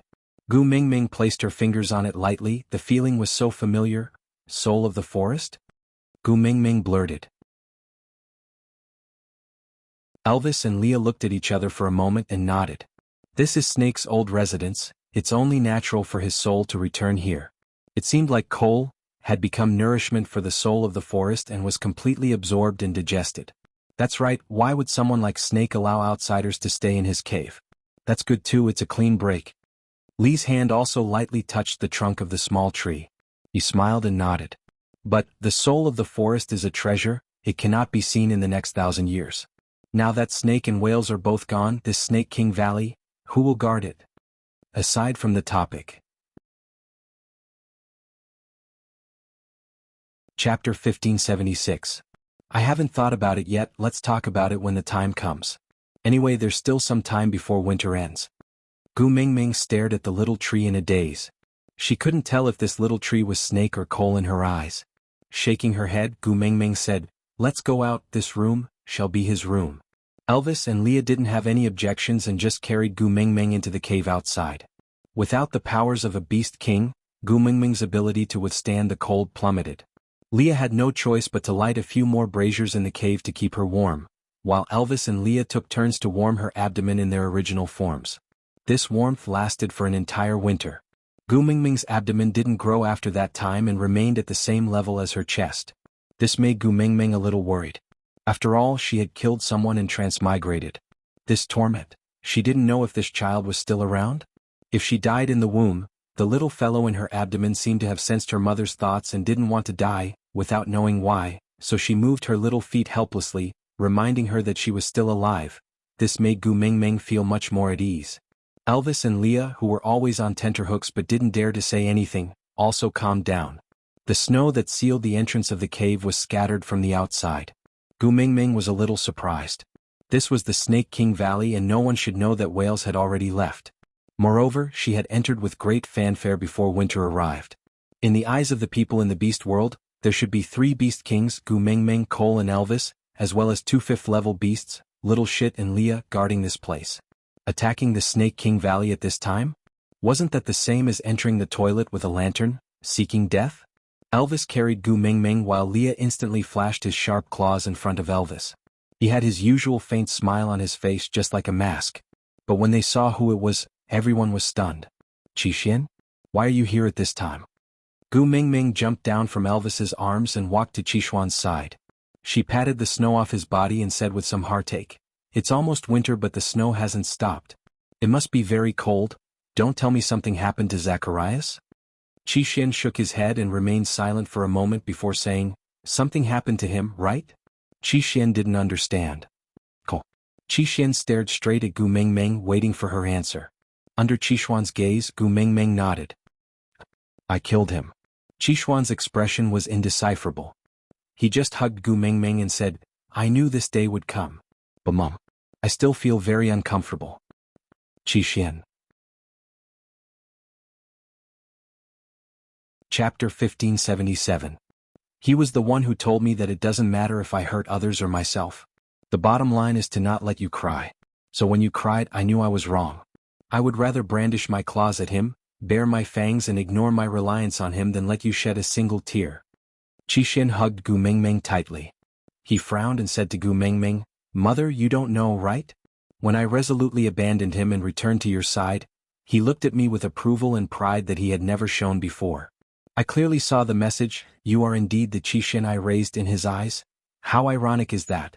The person you hate to the core is admiring an ingrate who abandoned him for you." Gu Mingming patted Qixuan's back lightly and said, Sorry, mother has made things difficult for you.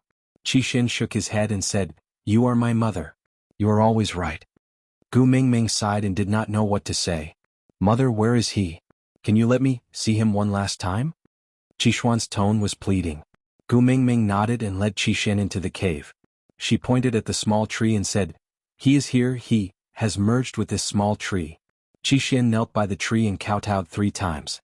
I am not fated to call you Father Beast, but I still thank you for raising me. I will take good care of my mother and will never let her cry because of me again, so don't worry.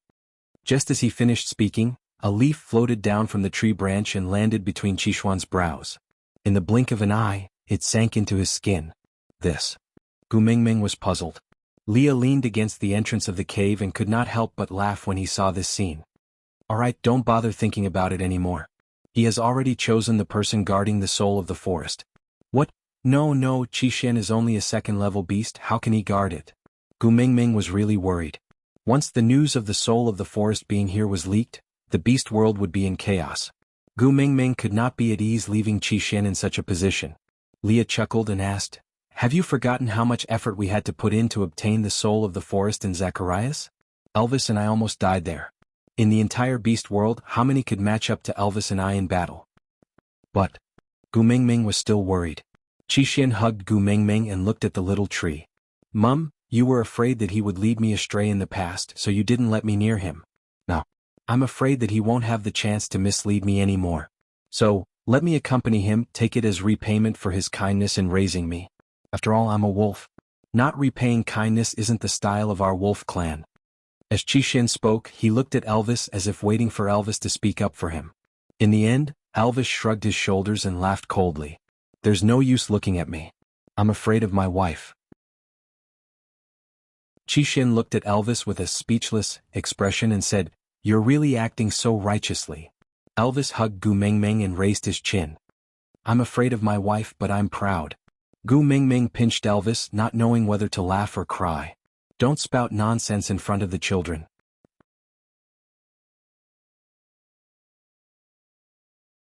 Chapter 1578.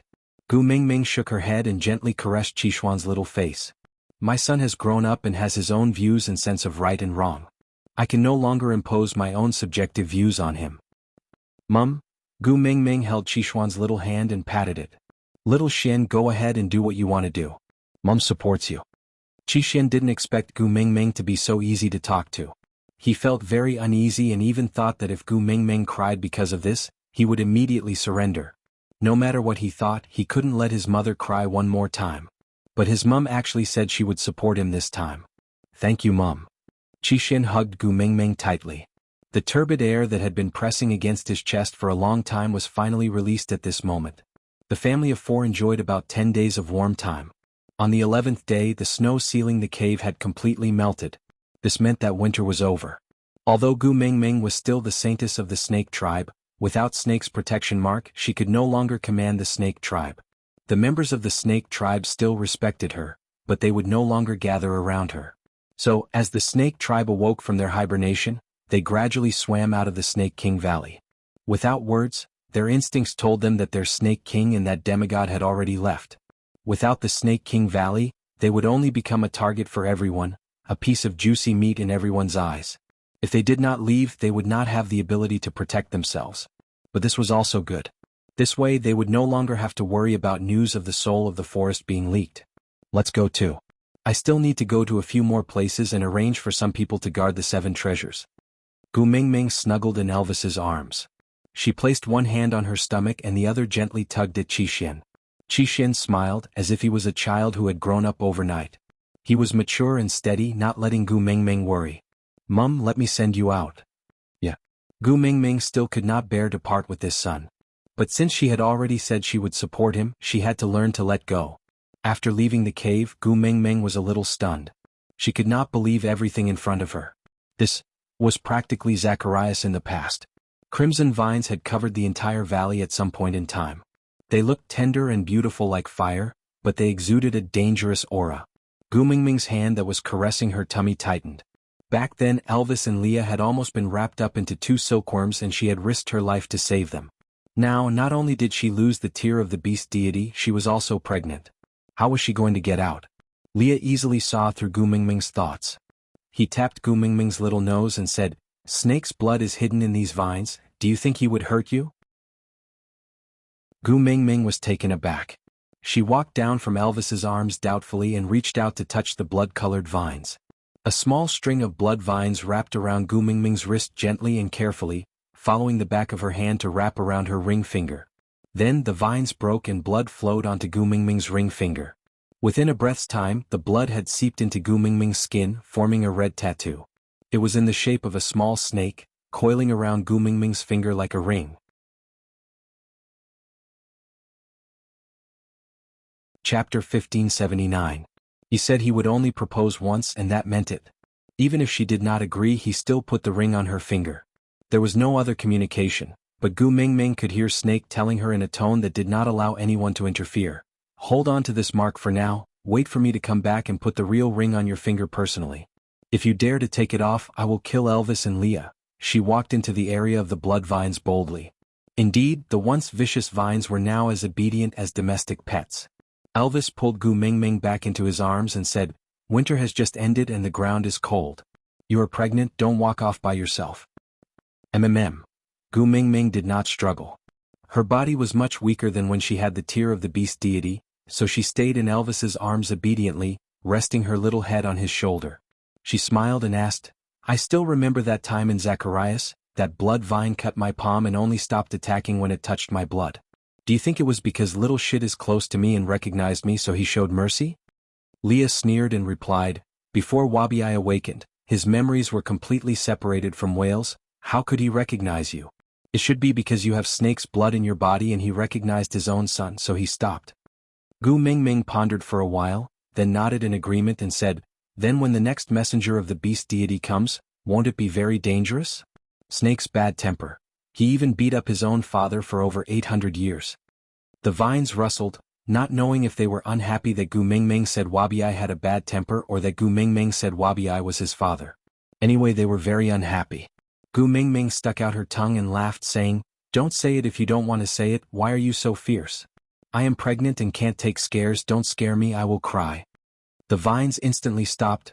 Gu Mingming chuckled and said, "I never expected that you arrogant beast kings would actually cower in the hands of a little girl like me. Haha, why do I feel a sense of satisfaction from a vile person?" Leah poked Gu Mingming's little head and said, "You also know you are a vile person? You only know how to use your tears to scare us. But just say it. If you really dare to cry, I won't forgive you." Gu Mingming smiled sweetly and was not angry at all. She snuggled back into Elvis's neck, her mood exceptionally good. When they reached the entrance of the Snake King Valley, Qixin stopped in his tracks and said, "Mom, I will take over the stray beast camp as the stray beast young master. My original territory had been snatched away by Kanwu, so I couldn't possibly fight with my own younger brother over the territory, nor was I willing to leave the Snake King Valley, so I would move the stray beast camp outside the Snake King Valley. The valley is guarded by the blood-red vines, and I will lead the stray beasts to suppress the situation outside. It will definitely be safe. As for the new messenger of the beast deity that you're worried about after 1,000 years, let's leave it to fate then. I think you don't have to think too much about it. Moreover, Snake is more anxious to see you than anyone else.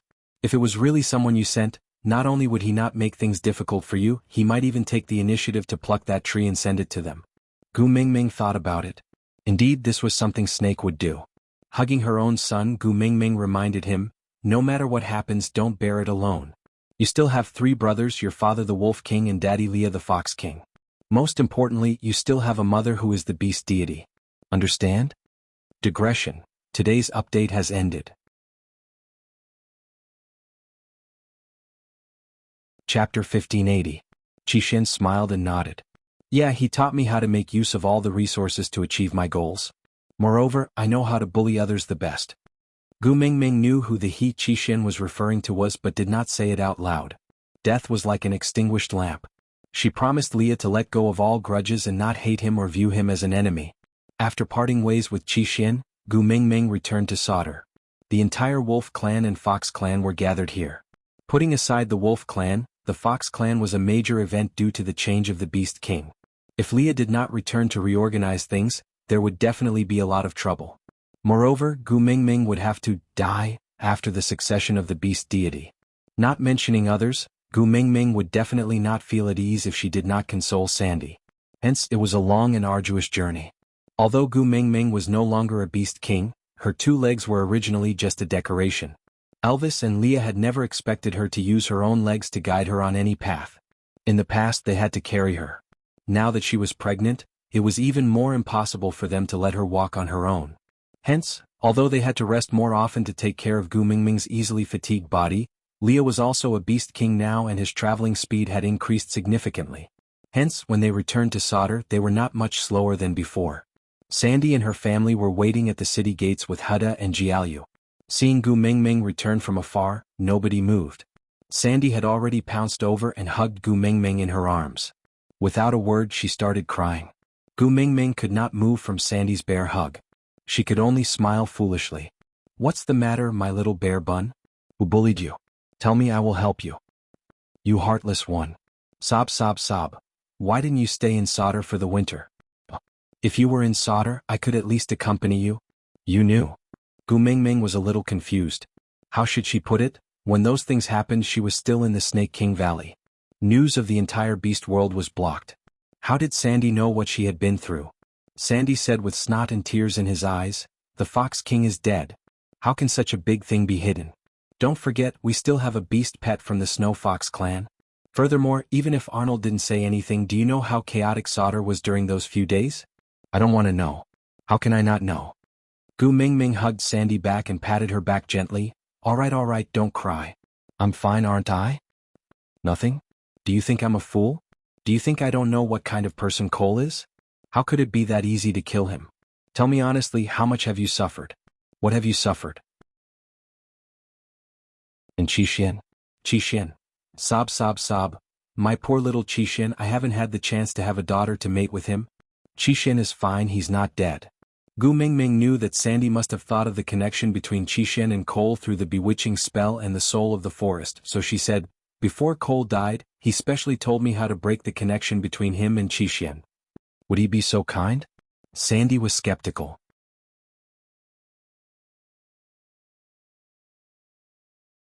Chapter 1581.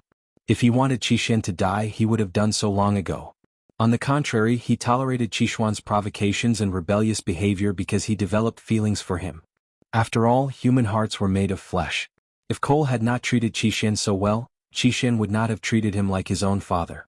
Now that she thought about it, Gu Mingming felt that she might have been too extreme at that time. But Sandy did not care about all that. She just pulled Gu Mingming over to check on her. Seeing that she was not injured or sick, she felt more at ease. "Who cares what happened to him? It's just that when I knew he was dead, the first thing I thought of was the price you would have to pay. The more I thought about it, the more flustered I became. I lived in fear for the entire winter." Afterwards, Arnold said that he could feel the birth of a new king. I guessed that there was no one else other than Leah. Only then did I feel more at ease. "Aren't I fine now?" Gu Mingming held Sandy's little hand and comforted her as they walked into the city.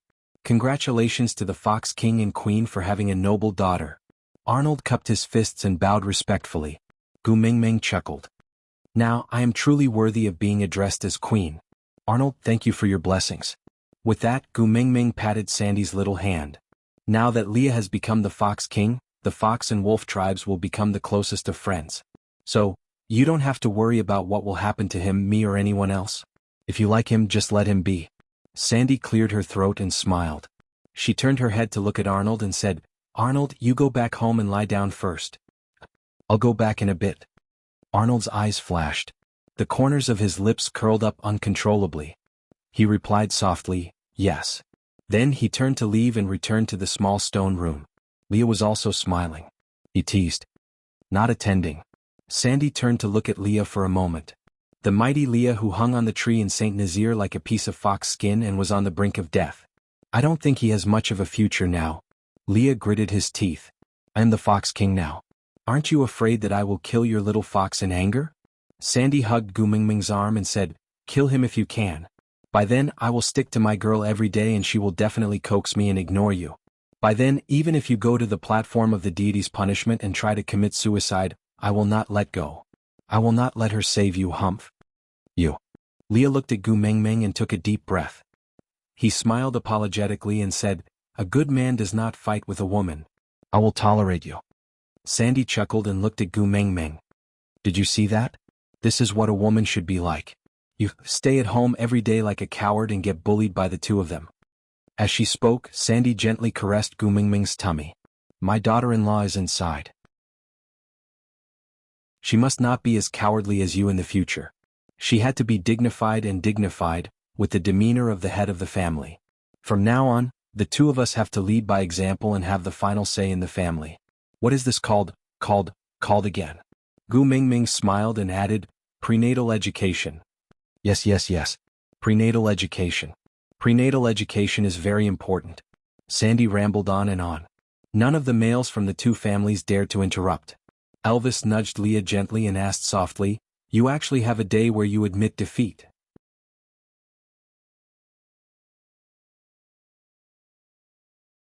Chapter 1582. Since Arnold was still at home waiting for Sandy's arrival, Gu Mingming did not hold Sandy for too long and just teased her for a while before sending her off. Leah was the new king and naturally had some matters to settle. He would not stay in Sodor for long and would even die with Gu Mingming after Gu Mingming settled her affairs. In order to prevent the world from falling into chaos after the sudden disappearance of the Fox King, many things had to be settled now. But due to the change of the Fox King, Cole, who used to be Gu Mingming's enemy, became her partner, Leah. The relationship between the Fox King and the Wolf clan changed from being enemies to a family. In order not to put the Beast Kings of both clans in a difficult position because of their clansmen, both parties were much more polite to each other. As time went by, they developed many true friendships. Although they were not as close as Elvis and Leah, they were still very harmonious and got along well with each other. Although Lee's methods were much gentler than Cole's, they were after all learned from the same system. Many times they achieved the same results through different means. It was just that he cared about Gu Mingming's feelings. Leah was more lenient and did not use the simple and violent methods in the past. Instead, he used the carrot and stick strategy. Although it was a roundabout way with Elvis's cooperation, the matters in Sodor did not take up too much time. Before the monsoon season ended, Leah and Elvis had already arranged everything. Oraton's injuries had already healed before winter, but because Gu Mingming did not stay in Sodor for the winter, he stayed in the stone castle alone as a guardian beast. There was food originally prepared by Elvis in the stone castle and it was enough for him to eat alone. But although he did not have that kind of relationship with Gu Mingming, he was still a member of the family. Hence, when Gu Mingming left Sodor, Oraton followed her. Sandy's eyes were red as she held back her tears and said, Girl, we agreed that the one in your tummy must prioritize our son as the first partner in the future. So, after you give birth you must come back to see me or else, I will cry myself to death. Gu Mingming hugged Sandy and patted her back, coaxing her gently, All right, my little bear bun. You're already a mother, why do you still cry so much? You're still the same as when we first met. You haven't matured at all. I don't care. If you don't agree I won't let go. Sandy's eyes were rimmed red, like a child who had to buy a toy no matter what, and Gu Mingming was her most beloved toy. Gu Mingming shook her head helplessly and said, All right, after I give birth, I will definitely bring her over to let you, my future mother-in-law, take a look, all right? Sandy stretched out her chubby little hand with her pinky and said, Pinky promise. All right. Gu Mingming also stuck out her pinky and hooked it with Sandy. Do you believe me now? Sandy nodded and hugged Gu Mingming for a long time before saying with a thick nasal voice, Girl, take care. I'll be waiting for you in Sodor. I'll always be waiting for you. All right. Gu Mingming returned a tight hug and said, You take care too. The two females were reluctant to part and did not cry when hugging each other. But the moment Elvis carried Gu Mingming and turned to leave, the two females could no longer hold back their tears. They knew that this farewell. Chapter 1583. A month's journey was not long at all. But Gu Mingming could not help but feel emotional when she revisited this place. The last time she walked this path, Gregory and Little Shit were still by her side. This time, things were the same but the people were different. Standing by the stream again, Gu Mingming could not help but shake her head and smile bitterly. How could she climb Moda Mountains without wings? I can't seem to keep my promises to him. Gu Mingming felt sad. Looking at the tallest mountain peak, she did not know where to go. Leah hugged Gu Mingming's shoulders and chuckled. Silly girl, didn't someone already think of a solution for us? Huh? Gu Mingming was confused. Lee's long and narrow eyes turned. Hey, isn't there someone coming to fetch us now? Gu Mingming glanced sideways and saw two vultures flying over. Their sizes were similar to Gregory's, but Gu Mingming could easily tell that it was not Gregory. The two vultures landed on the ground and bowed respectfully. Great messenger. Gu Mingming narrowed her eyes. She felt that the two of them looked familiar. After thinking carefully, she recognized one of them as Miranda's current first partner, Lucas. She understood that Leah had used his identity as the Fox King to order Miranda, so her partner had no choice but to listen to Lee's orders and come to be the carriage driver. After all, he was someone else's male. It was not appropriate for Gu Mingming to ride on his back. Luckily, Lucas had brought a huge piece of beast skin. He wrapped Gu Mingming up with his claws and flew straight to the top of Moda Mountain. The other vulture brought Elvis, Leah and Oriton to the small cave where Gu Mingming and Gregory had stayed for 7 days. The immense air pressure made Gu Mingming feel like she was about to faint. She bit the tip of her tongue lightly to keep herself awake, because she knew that the wind would stop at Moda Mountains for half a day during the dry season. If she fainted now, she would have to wait until next year to see Gregory. Forcing herself to stay awake, Gu Mingming finally reached the top of the mountain. The scenery was the same as last year. It was just that Gregory was no longer by her side. Gu Mingming squatted beside the cold spring and looked at the wings that were deep asleep at the bottom of the spring through the clear and sharp water. That was Gregory's wings. He had once brought her to swim 6,000 meters in the air, overlooking the entire Moda Mountains. For some reason, Gu Mingming stretched out her hand, wanting to touch that pair of wings again. But before her hand could touch the water, a gust of wind blew past, scattering the spring water. Gu Mingming retracted her finger and gently touched the feather on her right ear. She smiled and said, I know. The water from the 1,000-year ice hurts both the hand and the body. I can't touch it. A gentle breeze blew and the feather on Gu Mingming's right ear fluttered in the wind. It was like someone's faint smile, carrying a tinge of approval. Gu Mingming walked to one of the caves on the mountain peak. She knew that Samuel's body was originally placed on the other side, so this side should be Gregory's. Great messenger. Lucas stopped Gu Mingming and shook his head. He said, birds have their own pride. What he doesn't want the most is for you to see him in such a miserable state. Gu Mingming stopped in her tracks and looked at Lucas. After a while she smiled and said, you are right. He doesn't want me to pity him because of his misery.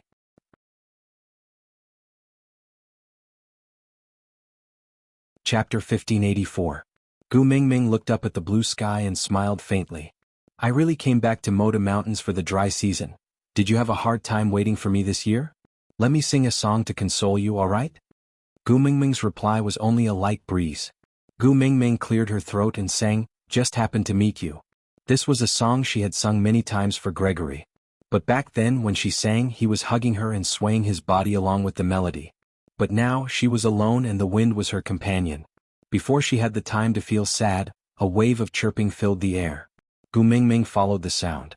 Countless birds flew up from the foot of the mountain. They were colorful and covered the sky. It was a spectacular sight. The birds spread their wings and soared, some high, some low, some left, some right. Seeing that Gu Mingming was looking at them, they all transformed into half-beasts and surrounded Gu Mingming. Then they started singing the melody without words. This song, Gu Mingming had heard it before.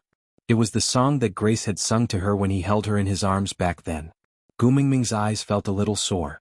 She knew that this was the symphony Gregory had prepared for her. It was a concert only for her to listen to. This was the romance he had given her, only for her. After the song was finished, the birds scattered in all directions just like when they came. All of this seemed to be just a dream. It was so unreal. Gu Mingming turned back to look at Lucas. Lucas stood beside her with a smile. This is a ceremony for the birds of Moda Mountains to congratulate their leader on his marriage. It should have been sent last year, but... Gu Mingming nodded to show that she understood. Last year, Gregory had broken his wings and was blinded. She was forcefully taken away by Samuel's wings. She cried her heart out and fainted in the end. Under those circumstances, it was indeed not suitable to hold this ceremony. Although Gregory was just a beast pet, he was still considered a member of her family. In the beast world, Gregory was her man. Who is the leader of Moda Mountains now? Gu Mingming did not want the atmosphere to be too heavy, because Gregory had said that he liked it when she smiled. As long as she smiled, he would feel happy. So, at least on Moda Mountains, Gu Mingming had to maintain a smile at all times. Lucas shook his head and said, In the past, the choice of a leader was based on the response to that lord's messenger. But last year when we went down the mountain we found that the messenger had disappeared. So, Gu Mingming nodded and said, "All right, bring me to see Miranda." Yes. Lucas was actually a little hesitant, but Gu Mingming's partner was Leah and he held Miranda's life in his hands. He really did not dare to defy Gu Mingming's orders. Moreover, she was someone Gregory had been protecting with all his heart. Now Gregory was the guardian of the Moda Mountains. After wrapping Gu Mingming in the beast's skin, Lucas spread his wings and flew up, bringing Gu Mingming back to his cave. In the cave, Miranda was followed by a few small vultures. Their big black eyes were particularly cute. Miranda instinctively shrank back when she saw Gu Mingming, and at the same time, protected the little vulture in her arms. You're tuning in to the Han Li's Wuxia Chronicles YouTube channel.